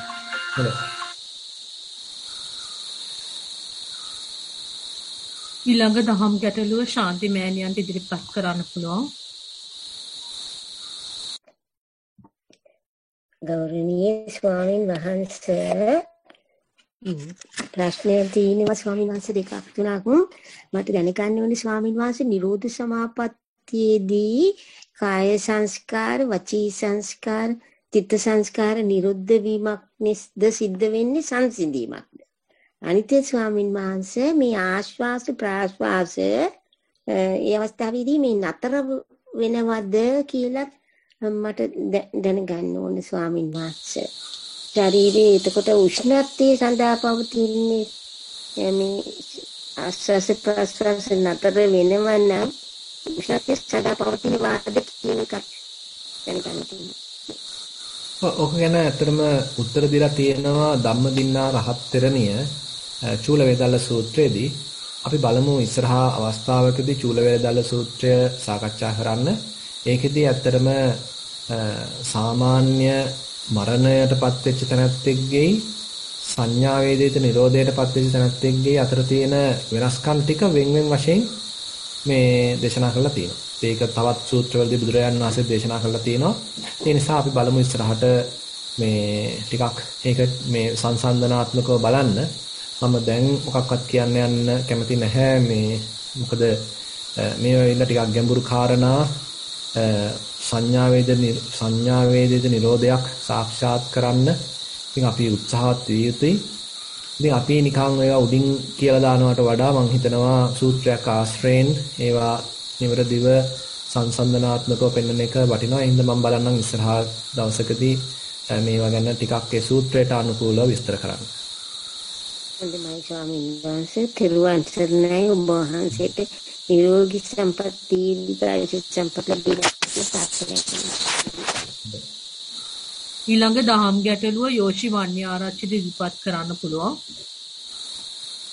තිරුවන් සරණයි ගරු ස්වාමීන් වහන්සේ. ඔව්.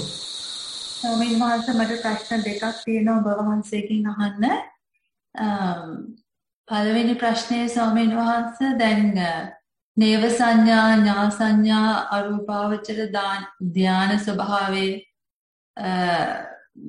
පවතින කොටයි දැන් විදර්ශනාව වඩනකොට ස්වාමීන් වහන්සේ දැන් සිතේ ඇතිවන සංඥාවන්ගේ ඇතිවීම නැතිවීම ඒ අනිත්‍ය ස්වභාවය දැනෙන කොටයි ඒ ස්වභාව දෙකේ වෙනසක් අඳුන ගන්න අපිට හැකියාවක් තියෙනවද ස්වාමීන් වහන්සේ?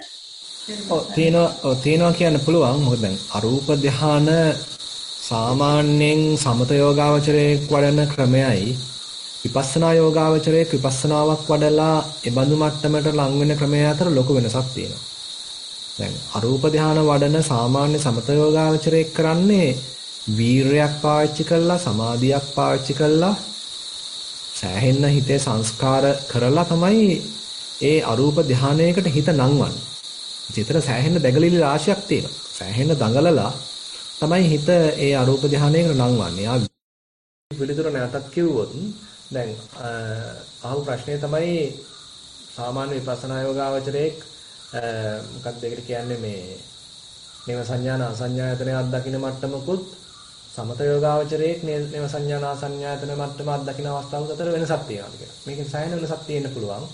මොකද සමත යෝගාවචරයේ නේව සංඥාන අසංඥායතන මට්ටම අත්දකින්නේ සම්පූර්ණයෙන්ම හිත කන්ඩිෂන් කරලා. හිත තත්ත්වගත කරලා. ඒ තුලට හිත ආරෝපණය කරලා. උදාහරණයක් වශයෙන් අපි හිතමු කෙනෙක් කසිනයක් පාවිච්චි කරනවා. කසිනේ පාවිච්චි කළා ඒ කසිනේට නැවත හිත නංවනවා. ඒ තුලින් අපි හිතමු රූපාවචර ධාන 4 උපදව ගන්න. ඊට පස්සේ එයා ඒ කසිනේ තියෙන තැනින් කසිනේ අයින් කරනවා. කසිනේ උද්ඝාටනය කරනවා කියලා කියනවා. මේක කසිනේ අයිවත් කරාට පස්සේ දැන් තියෙන එතන හිස් තැනක්. හිත නංවමින් හිටපු තැන කසිනේ අයින් කරාට පස්සේ දැන් තියෙන හිස් තැන. ඒ හිස් තැනට දැන් හිත නංවනවා. ඊට පස්සේ හිස් තැන පතුරවනවා අහස අනන්තයි කියලා. ඒ කියන්නේ සම්පූර්ණයෙන්ම හිත නිකන් ප්‍රෝග්‍රෑම් කිරීමක් කරන්නේ. කන්ඩිෂන් කිරීමක් කරන්නේ. තත්ත්වගත කිරීමක් කරන්නේ. ඒ විදිහට තමයි අරූප ධාන ඒ අරූපාවචර ධාන වඩන සමත යෝගාවචරයේ උපදව ගන්න. ඉතින් ඒකෙම දිනු කරලා තමයි නේව සංඥාන අසංඥාතර මට්ටමකට එන්නේ. ඉතින් එතකොට තියෙන්නේ අර හිත අවබෝධයක් තුළින් ප්‍රඥාවක් තුළින් ආපු ගමනක් නෙමෙයි.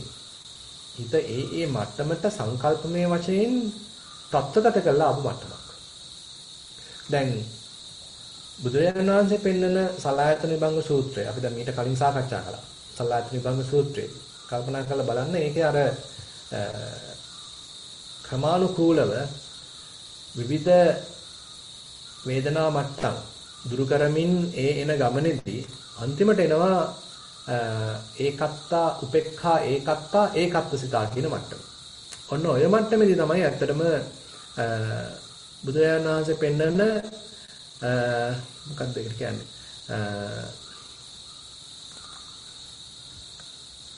විපස්සනාවෙන් එන මට්ටමක් හම්බ වෙන්නේ. ඒ විපස්සනාවෙන් එන මට්ටමේදී ඇත්තටම අරිට වඩා හුඟක් ගැඹුරුයි. අරිට වඩා ප්‍රඥාවක් සහිත වෙන මාර්ගයක් තියෙන්නේ. සංස්කරණ අඩු කරගෙන යන මාර්ගයක් තියෙන්නේ. එතකොට ඒ එන මාර්ගයයි අර අපි කලින් කතා කරව මාර්ගය අතර ලොකු වෙනසක් තියෙනවා. ඉතින් ඒක තමයි අපි තේරුම් ගන්න තියෙන්නේ.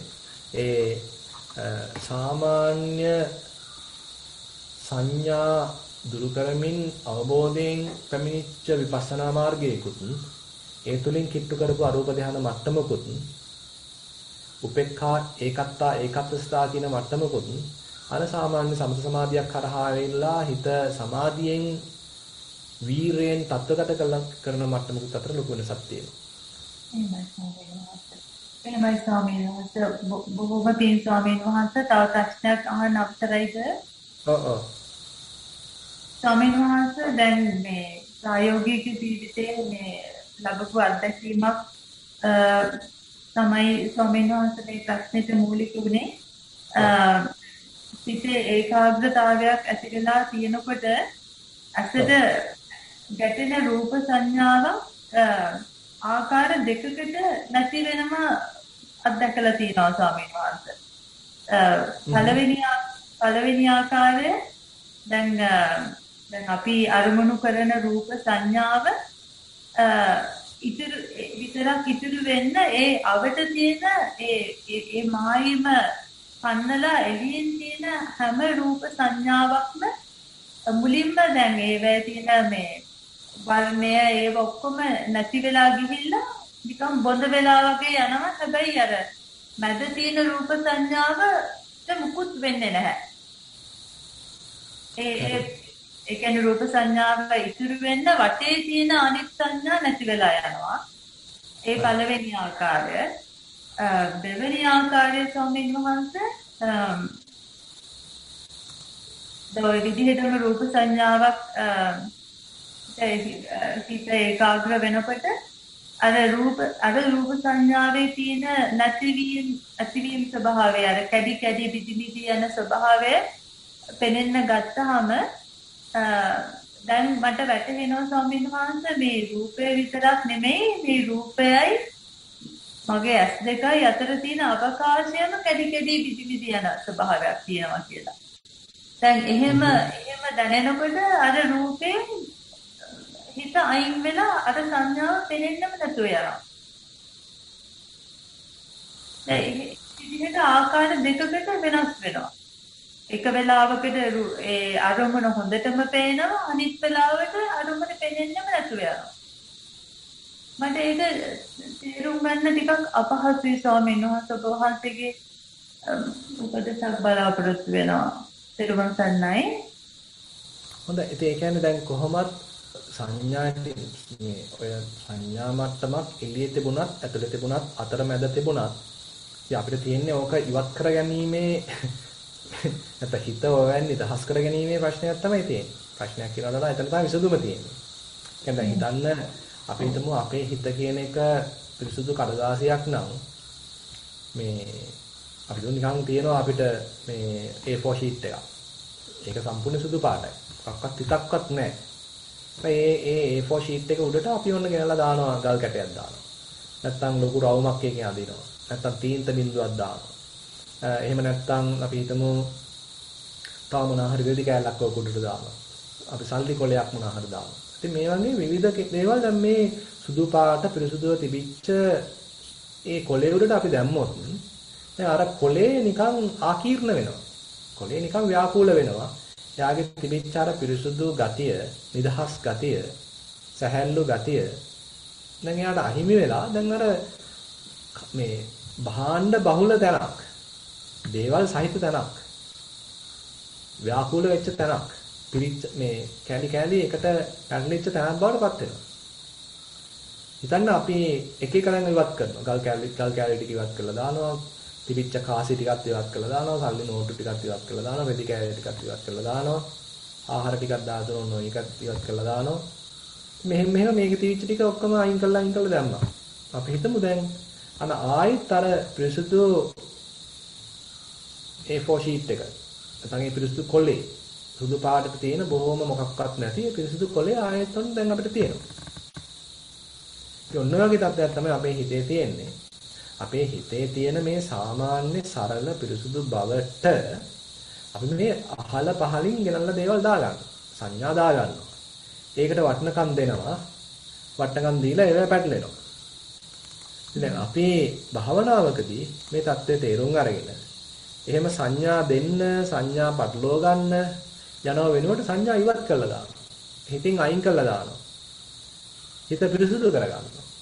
හිතේ එක්තරා අන්දමක චිත්ත විසුද්ධියක් ඇති කරගන්නවා. එතකොට ඉතින් අර ආයේ මේක සල්ලි පිළිබඳ සංඥාවක්ද, ඇඳුම් පිළිබඳ සංඥාවක්ද, ආහාර පිළිබඳ සංඥාවක්ද, දේශපාලනය පිළිබඳ සංඥාවක්ද, තෙල් පිළිබඳ සංඥාවක්ද මේ එකක්වත් වැඩක් නැහැ. ඔක්කොම නිකන් සංඥා විතරයි. එතකොට ඉතින් අර හැම එකක්ම මේ සංඥා වට්ටමින් අත්දලා දැම්මට පස්සේ ඒක එතකොට අනුන්ගේ එකක්ද, මගේ එකක්ද, ඇතුලේ එකක්ද, පිටේ එකක්ද එහෙමවත් බලලා ඇති වැඩක් නැහැ. නිකන් සංඥා පමණයි කියලා අත්දලා දානවා. එතකොට නිකන් අර මිශ්‍ර වෙච්ච ගතියක් දැනෙන්න පුළුවන්. මොකද එකකටවත් වැඩක් වටනකමක් දෙන්නේ නැහැනේ. ඔක්කොම නිකන් මිශ්‍ර වෙලා. අරවා ගැනත් පේනවා, මේවා ගැනත් පේනවා. හැබැයි නිකන් සංඥා විතරයි. හිතේ ඇතුලේ පහළ වෙච්ච සංඥා විතරයි.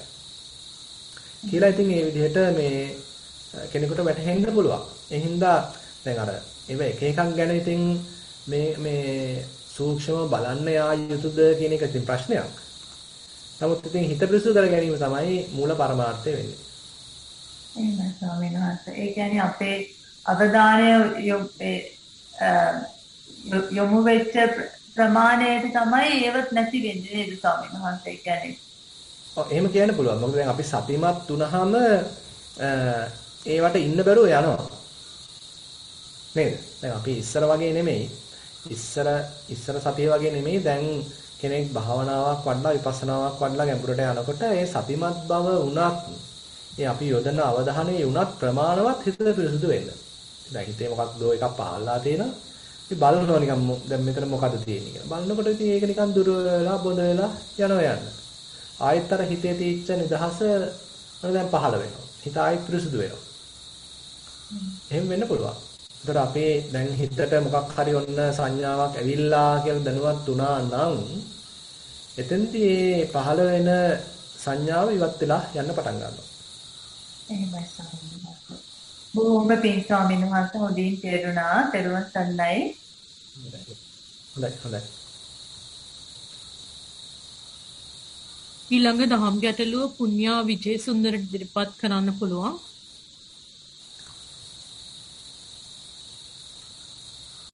තෙරුවන් සරණයි ස්වාමින් වහන්සේ. මම මේ මත්ගේ අත්දැකීම් ටිකක් භාවනාවේදී ඉදිරිපත් කරන්නයි උත්සාහ කරන්නේ. සක්මන් කරන්නේ තාම මන්ට විනාඩි 30ක් විතර මොකද පොඩි අසනීප තත්වයක් ඉඳලා කකුල් වල ප්‍රශ්නයක් තියෙනවා. ඒකෙදි ඇත්තටම සිතත් පය පාර්ශ්වයක් සිතුවිලිත් අතර ගමන් කරන්නේ ගොඩක් දෙක. එහෙම කළා කාලය අවසන් වුණාම මම පරයන්කට ඉඳ ගන්නවා. දැන් මාසෙකට පෙර ඉන අවුරුදු ගාණක් තිස්සේ අවුරුදු 4-5ක් භාවනා කරගෙන යනකොට මම හැම අසනීප කාලේ වුණත් මම හොඳට සිත තැම්පත් වෙලා බොඩි ස්කෑන් එකේ භාගයක් දුරට වගේ යනකොටම ඊටමත් සිත සමාහිත වෙලා නිදහස් තැනකට යනවා මම. ඒ ගිහින් එතන ඉන්නකොට මට ඇත්තටම එතන ඉඳගෙන මට හුස්ම බලන්න පුළුවන්. එතන ඉඳගෙන ශබ්ද ගැන බලන්න පුළුවන්. හිත දුවන්නේ නැතුව එහෙම තත්ත්වයක් තිබිලා ඊට පස්සේ නිදහස් තැන පමණක්ම ඉන්න වගේ තත්ත්වයක් දැනුණා. නමුත් මට දැන් සති 2-3ක ඉඳන් ස්වාමීන් වහන්සේ බොඩි ස්කෑන් එකක් 10ක් විතර කරන්න වෙන අවස්ථාවල් තියෙනවා. මොකද සිත දුවනවා. ඊට පස්සේ මුළු පර්යන්කේම මම වැඩ කරන්නේ ගෙනියන සිත කයට ගේන්න. ගෙනියන සිත ආනාපානෙට ගේන්න. හරි ගේන සිත හෘදය ගැස්මට ගේන්න හරි නමුත් මුළු පර්යංකයම මගේ ඇත්තටම යන්නේ ගෙනියන සිට ගේන්න. ඔබතුමාත් ලොකු ස්වාමීන් වහන්සේත් කියනවා වගේ අර මල් මායට මල් අමුණ තමයි ඉන්නේ. නමුත් මට ඒක කිසිම පසුතැවීමක් නැහැ. නමුත් මොකද මං දුවන සිට අඳුරගෙන එය පජානාති කරලා කියලා මං දැනගෙන ගේනවා. ඊට පස්සේ තව එකක් ස්වාමීන් වහන්සේ මට දැනෙනවා දිනෙදා වැඩවලදී සිත මෙච්චර දුවන්නේ නැහැ කියලා. ඒක මට තේරෙන දෙයක් කියලා මට හිතෙන කරන වැඩකදී ඇවිදිනකොටද හැමතිස්සෙම සිත කයට ගන්න පුළුවන් සිත දුවන්නේ නැතුව මගේ එක පුරුද්දක් ඇති වෙලා තියෙනවා නිකන් ඉන්න බැහැරි ගතියක්. ගෙදර වැඩක්ද රසාය වැඩද භාවනාවද නැති හැමතිස්සෙම බණක් අහන්න හිතෙනවා ස්වාමීන් වහන්සේට. නිකන් ඉන්න හිතෙන්නේ මට. ඒ කියන්නේ මටම ටිකක් ප්‍රශ්නයක් වගේ දැනුණා. ඇයි මම මෙච්චරටම බණ අහන්න උත්සාහ කරන්න කියලා. ඒ හින්දා මම දැන් එළියට ගිහින් එළිය බලාගෙන ඉන්නවා. ඇත්තටම කිසිම දෙයක් නොකර පුළුවන් තරම් බලනවා. ඈත බලාගෙන ඉන්න මම හිතනවා ඇත්තටම ඒකත් සිතක් බව මම දන්නවා. මම අරමුණක් ගන්න නැතුව මම ඈත බලාගෙන ඉන්නවා කියාගෙන ඉන්නකොට මට එකපාරට හුස්ම ගන්න බැරි වෙනවා වගේ දැනෙනවා. එතකොට ආයි මම එනවා. එතකොට තමයි මම එළියට එනවා වගේ ගතියක් දැනෙනවා. මම ආයෙත් ඈත බලාගෙන අරමුණක් නොගෙන මම සිටිමි යන අදිෂ්ඨානයකින් වගේ ඇත්තටම ඉන්නවා. එතකොට මං ඉන්නවා ටිකක් වෙලා ඉන්නවා. ඉන්නකොට එකපාරට හුස්ම තදවීමක් වෙනවා. ওই විදිහට ඒක කරගෙන යනවා. මම මේ බණ ඇසීම ටිකක් අඩු කරගන්න උත්සාහ කරන නිසායි මම එහෙම කරන්නේ. ස්වාමීන් වහන්සේට නිදුක් නිරෝගී බව පතන මට අවවාදයක් ලැබෙන්න කියලා ප්‍රාර්ථනා කරනවා. හොඳයි. ඇත්තම දැන් මෑනියෝ දිගට භවනා කරලා විපස්සනාවක් එහෙම වැඩිලා හිතේ චිත්තානුපස්සනාවක් ආහාරයෙන් වැඩිලා නම් ඒ පැත්තක් නම් කරලා තියෙන්නේ. හිතේ සිතුවිලි වලින් තරව ඉන්න ගතියක් මතු කරගෙන තියෙනවද පිටින් විට? ඔව් ස්වාමීන් වහන්සේ මම ගොඩක් වේදනාවත් එක්ක පොර බැදලා හිටපු අසනීප තත්ත්වෙ නිසා හිටපු කෙනෙක්. වේදනාව හොඳට අවබෝධ හොඳයි. ඒවා කර ඉඳද්දී ඒවා තුලින් යම්සි වැටහීමක් ආවද? ඔව් වැටහීමක් ආවා. මේක මේ ඇත්තම වේදනාවේ නිරෝධය සමුදය අල්ලගන්න පුළුවන් කියන එක මට දැනීමක් වුණා. ඉස්සෙල්ලාම අනුමාන නුවණින් බැලුවා. ඊට පස්සේ මට ඒක දැනුණා සමුදය වය අල්ලගන්න මට මෙතන පුළුවන් කියලා. ඒ වගේ ඉන්නකොට හේමම සිතුවිලි නැති තැනකට ගිහින් මම ඇත්තටම නිින්දකට වගේ යනවා. ආයෙ පැය 3ක් විතර වගේම ඇඳේ ඉඳලා හැටලා තමයි ආයෙ වේදනාවට ඇවිල්ලා ඒ සයිකල් එක ගිහින් හිටපු එක්කෙනෙක් මම ස්වාමීන් වහන්සේ. හරි. එතකොට දැන් කෙලින්ම ඔය සිතුවිල්ලක්වත් නැතිව අරමුණක් නැතිව සැහැල්ලුවෙන් ඉන්න පුළුවන්ද? ටිකක් ඉන්න මට හිතන එක ලොකු සැහැල්ලුවක් කියලා. නමුත් එකපාරට වගේ හුස්ම තදවීමක්. හරි. ඒක මගහැරේවි. කියන්නේ දැන් අපි කියන්නේ හිතන ටිකක් ඔය පැත්ත හුරු වෙනකම් පොඩි මේ හැලහැප්පීම් වෙන්න පුළුවන්. නමුත් ඒ කරන ක්‍රමය හොඳයි. ඒ කියන්නේ අපි නිකන් චුට්ටක් සැහැල්ලුවෙන් ඈත බලන් ඉන්නවා. හැබැයි එක තැනකට ඇහැ ફોකස් කරන්නේ නැතුව. ඔව් එහෙමයි ස්වාමීන් වහන්සේ. පිටුම ඈත නිකන් ඔහේ නිකන් බලන් ඉන්නවා. හැබැයි එක තැනකට ඇහැ ફોකස් කරලා නැහැ. ඒ වගේම සැහැල්ලුවෙන් බලන්න. සැහැල්ලුවෙන් බලන්න නිකන් හිර කළා බලන්නත් එපා. බොහොම සැහැල්ලුවෙන් සංසිඳීමෙන් යුක්තව බලාගෙන ඉන්න. එක තැනක් කියලා අරමුණු කරලා නැහැ. ඒ වගේම හිතේ අපි දුමු මුලදී සිතුවිලි දෙක තුනක් ආවා. ඒකත් නිකන් බොඳ වෙලා ගියා. දැන් නිකන් හිත මුකුත් අරමුණක් නැතිව සැහැල්ලුවෙන් හිස්ව තියෙනවා. එච්චරයි. ඒක දිනු කරන්න ඒකේ වැරදක් නැහැ. එහෙමයි ස්වාමීනාස. ඒක දිනු වෙලා එනකොට දැන් උතන අනිත් පැත්තට මෑනියෝ පරයන්ක ගිහිල්ලා උත්සාහ කරද්දී ඒ දරන උත්සාහය අනවශ්‍ය විදිහේ උත්සාහයක්. ඒ කියන්නේ දැන් අපි පරයන්කයකදී ඕන්ට වඩා අපි උත්සාහ කරන්න ගියොත් උතන හිත විසිරෙන්න ගන්නවා. අතිපත්ත හිතං වීර්යං උද්දච්චානුපතිතං සමාධිස්ස පරිපන්තෝ කියලා පොතේ සඳහන් වෙනවා. ඒ කියන්නේ අපි භාවනා කරන අවස්ථාවක් කියලා දැන් අපි හිතන්න දැන් බස් එක යනවා. දැන් කොහොම සැලෙන් යනවා කියලා හිතන්නකෝ. මේ එතකොට ඉතින් හිත දන්නේම නැහැ හිත එකඟ වෙලා. මොකද අපි දඟලන්නේ නැහැ වැඩි. හිතට ලොකු අරමුණක් ඇත්තේ නැහැ. පේන දේවල් ඔස්සේ අපි හිත ගියෙත් නැහැ. අපි යන්නේ නිකන් අපි කුඹුරු යායක් පහු කරගෙන අපි බස් එකේ යන්නේ. ඒකට එච්චර දෙයක් පේන්නේ නැහැ. ඉතින් හාත්පස අහස තියෙන. ඉතින් අහස දිහා බලාගෙන ඉතින් අපි සැහැල්ලුවෙන් යනවා. දන්නේම නැහැ හිත එකඟ වෙනවා. හැබැයි අපි හිතමු අපි ඇවිල්ලා ටිකක් මහන්සි වෙලා දැන් මම භාවනා කරන වෙලාවේ කියලා ඔන්න මේ දත්මිටි කාගෙන වාඩි වෙනවා. එතකොට ඉතින් අනිවාර්යෙන් හිත පිට යනවා. මොකද අපේ උත්සාහය වැඩිනේ, වීරිය වැඩි. වීරිය වැඩි. අපි එතන සැහැල්ලුව නැහැ. අපි නිකන් ආරෝපණය කරගත්ත මට්ටමක් දැන් නිකන් පවත්වන්න හදනවා. ඒක වැරදි. සැහැල්ලු බවක්, ඉරියව්වේ සැහැල්ලු බවක්, හිතේ සැහැල්ලු බවක්, වීරිය සමතාවක් අවශ්‍ය වෙනවා. ඒ නිසා ඔය කොහොම හාන්සි පුටුවක වාඩි වෙලා දැන් පොඩ්ඩක් ඈත දිහා බලාගෙන ඉන්න. එතෙන්දී හිත පිට යන්නේ නැතුව වෙන අරමුණකට බැහැ ගන්න නැතුව හිතේ කිසිම ආතතියක් නැතුව අරමුණක් නැතුව විනාඩි 10ක් හරි ඉන්න පුළුවන් නම් ඒක වටිනවා. ඒක තව චුට්ටක් පොඩ විනාඩිය දිනු කරන්න. වැඩි කරන්න.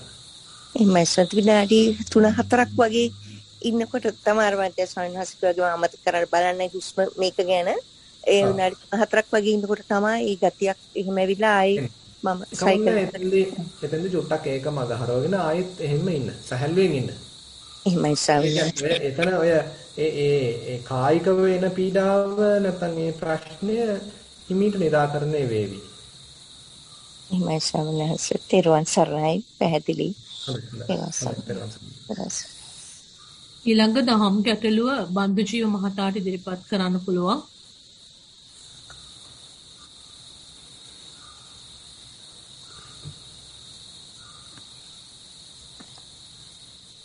තෙරුවන් සරණයි ස්වාමීන් වහන්සේ ඇහෙනවද? ඔව් ඇහෙනවා. ඔව් ස්වාමීන් වහන්සේ දැන් අර චතුරාර්ය සත්‍ය කොටස අන්තිමේදී ඉදිරිපත් කරනකොට ඔබ වහන්සේ අර කිව්වා දැන් ඒ කියන්නේ තියරි කොටසයි ප්‍රායෝගිකව කළ යුතු කොටසයි ඒකේ ඊට පස්සේ ප්‍රත්‍යක්ෂයයි ඒ කොටස් ටික තියෙනවනේ. එතකොට ඒ ටික අපි සාමාන්‍යයෙන් මුලදී ඒ කියන්නේ අපි දැන් තේරෙනකොට ඇත්තටම දුක්ඛ සත්‍ය කියන එක දැන් තේරෙන්නේ දැන් සිත අනිශ්චිතව ඉඳලා මොනවා හරිම සිතුවිල්ලකට රිංගන්න හදනවනම් දුකයි කියන ස්වභාවයක් අන්න හරි. ඔව්. එතකොට නමුත් ඒ කියන්නේ දැන් වෙනත් වචන වලින් කියනවා නම් මොකක් හරි හිත උපාදාන කරනවා නම් දුකයි. දුකයි කියන එක තේරිලා තමයි අතාරින්නේ. එතකොට ඒ දැනෙනකොට ඒ සියලුම දේවල් ටික එතන තියෙනවනේ ස්වාමීන් වහන්සේ. කියන්නේ දුක්ඛ සත්‍යයි ඇති උනේ ඒවා ටික. එතකොට එකින් එකට වෙන වෙනම පරියප්ති එහෙම කියලා කොටසක් අවශ්‍ය නැහැ. ඔව් නෑ එහෙම අවශ්‍ය නැහැ. ලෝක සංගාලා වෙනවා ඉතින්. දැන් අපි ඔක පුහුණු කරන්න ඉතින් ඔය ඔක්කොම ටික වෙන්න වැඩි වෙලාවක් යන්නේ නැහැ ඉතින්. අර විස්තර කරද්දී බුදුරජාණන් වහන්සේ ඒක පිළිවෙලට පියවරෙන් පියවර විස්තර කරලා තියෙනවා. ඒක අර මුල ඉඳන් වඩන යෝගාවචරයට ඒක හරි ප්‍රයෝජනවත් පැහැදිලි. හැබැයි ඔය ටික පුරුදු කරලා යනකොට ඉතින් ඔය ඔක්කොම හරවුස්සලා මේ කැලල මේකේ තියනවද මේ කැලලත් මේකේ තියනවද එහෙම බලන්න අවශ්‍ය නැහැ. ඔව්. නමුත් අර මුලදී පුරුදු වෙන කාලෙදී ඇත්තටම කලේ වෙන ක්‍රමයක් නේ අපි ඒ කියන්නේ කායගත සතිය පුරුදු කරලා කායගත සතිය අසුරු කරමින් ඉන්නකොට සිත වෙන දෙයකක පනිනවද කියන එක. නමුත් එතනදී තේරෙන්නේ නැහැ ඇත්තටම සංකිට වෙන පංච උපාදානස්කන්ධා දුක්ඛ කියන එක. නමුත් අර තමන් අල්ලගෙන ඉන්න තැනට සිත කැමති එතනින් පනිනකොට තමයි එතනදී දුක දැනුනේ. ඉතින් ආයි එතනට එනවා. ඉතින් ඒ වගේ ගිහිල්ලා අන්තිමට තමයි මේ මොනවාම හෝ සිතුවිල්ලකට රිංගනවා නම් දුකයි කියන එක දැනෙන්නේ අන්තිමටම. ඒ දැනෙනකොට ඇත්තටම අර සියලුම දේවල් එතන තියෙනවා වගේ කියන එකක් තමයි ඒක හරි.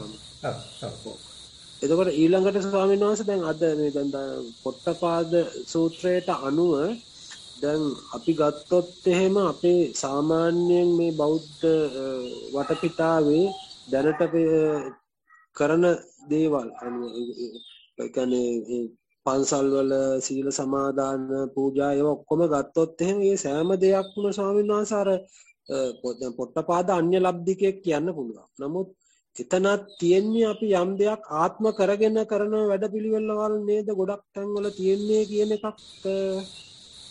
ගැන නිකන් එහෙම හිතෙනවා. එතකොට කොහොමද ඒ තැන් වලින් එහෙමනම් ගොඩ එන්නේ?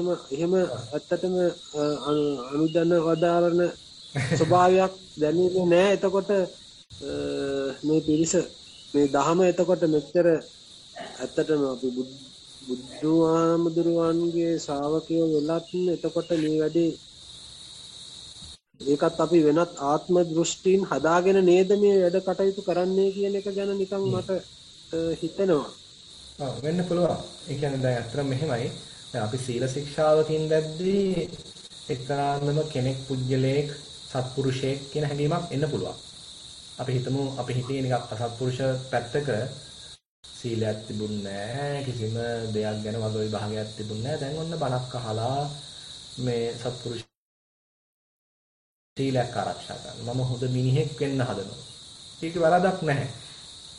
එතන ආත්ම දෘෂ්ටියක් තියෙනවා. ඒකේ වරදක් නැහැ. මොකද අපිට එහෙම නැතුව ගැම්මක් හදාගන්න අමාරුයි. අපි මුලින්ම දැම්මොත් මෙතන කෙනෙක් නැහැ, බුද්ධිලෙක් නැහැ කියලා අපිට ওই தත්ත්වය ඇති කරගන්න බෑ. අපි ඒ නිසා මම සත්පුරුෂයෙක් වෙන්න ඕන, හොඳ මිනිහෙක් වෙන්න ඕන කියලා හැඟීමක් ඇති කරගෙන ඒ දෙක අතර කිසි වරදක් නැහැ. ඊට පස්සේ අපි හිතමු අපි සිල්වත් වුණා. ඊට පස්සේ දැන් ඔන්න අපිට ඇහෙනවා සමාධියක වුණාව. يعني සමාධියක් දිනු කරගන්න ඕනේ කියලා දැන් උත්සාහ කරනවා. ඒත් ඒ සමාධිය දිනු කරන කෙනෙක් ඉන්නවා ඉතින්. තාම ඉතින් ලොකු අවබෝධයක් නැහැ. හැබැයි සමාධියක් දිනු කරනවා. එතකොට එහෙම සමාධියක් දිනු කරද්දිත් යම්සි ගැම්මක් අවශ්‍යයි. යම්සි ඒ වමනාව ධෛර්යය අවශ්‍යයි. ඒකටත් ඉතින් අර ආත්ම දෘෂ්ටියක පදනමක් එන්න පුළුවන්. ඊට පස්සේ තමයි ඉතින් විපස්සනාවක ගැඹුරට යනකොට තමයි මෙතන මේ ඉන්න කෙනෙක් නෙමෙයි. මෙතන මේ අපි මෝඩකමට හදන කෙනෙකුයි ඉන්නේ. මමෙකුයි ඉන්නේ කියලා මේ බඳු පැත්තකට අපේ අවධානය යොමු වෙන්නේ. එතකොට යා උත්සාහ කරන්නේ ඒ හදන මම අයින් කළා දාන්න. එතන විтин විට හදන මම ගැන තේරුම් අරගෙන විтин විට හදන පුද්ගල භාවය ගැන තේරුම් අරගෙන ඒක හිමින් වියකලා අයින් කළා දාන්න. ඉතින් එතකොට ඒ මට්ටමේ ඉන්නකොට ඉතින් අර කලින් කරපු දේවල් බොළඳ දේවල් වශයෙන් වැටහෙන්න පුළුවන්. කරන්න දෙයක් නැහැ. ඉතින් ඒක තමයි ඉතින් අපේ පාරේ හැටි. අපිට ඒක පාරටම මේ ඉනිමගේ අන්තිම පඩියට නගින්න බෑ. අපි ඉතින් ඉනිමගේ පියවරෙන් පියවර නැගගෙන එන්න ඕනේ. ඒ නිසා එතෙන්ද ඉතින් අනිත් අය තාම අතන ඉන්නවා කියලා ඉතින් කරන්න දෙයක්වත් නැහැ. අපි ඒ ගැන ඒගොල්ලන්ට ඉතින් ඩොස් කියලා වැඩකුත් නැහැ. කවදා හරි ඉතින් ඒගොල්ලොත් තව එහාකට යන්න අවස්ථාව එයාටත් ලැබේවා කියලා ප්‍රාර්ථනා කරන් තමයි තියෙන්නේ. එහෙමයි පැහැදිලි ස්වාමීන් වහන්සේ. ඔබ වහන්සේට දරුවන් සරණයි, නිදුක් බව නිරෝගී බව ප්‍රාර්ථනා කරනවා.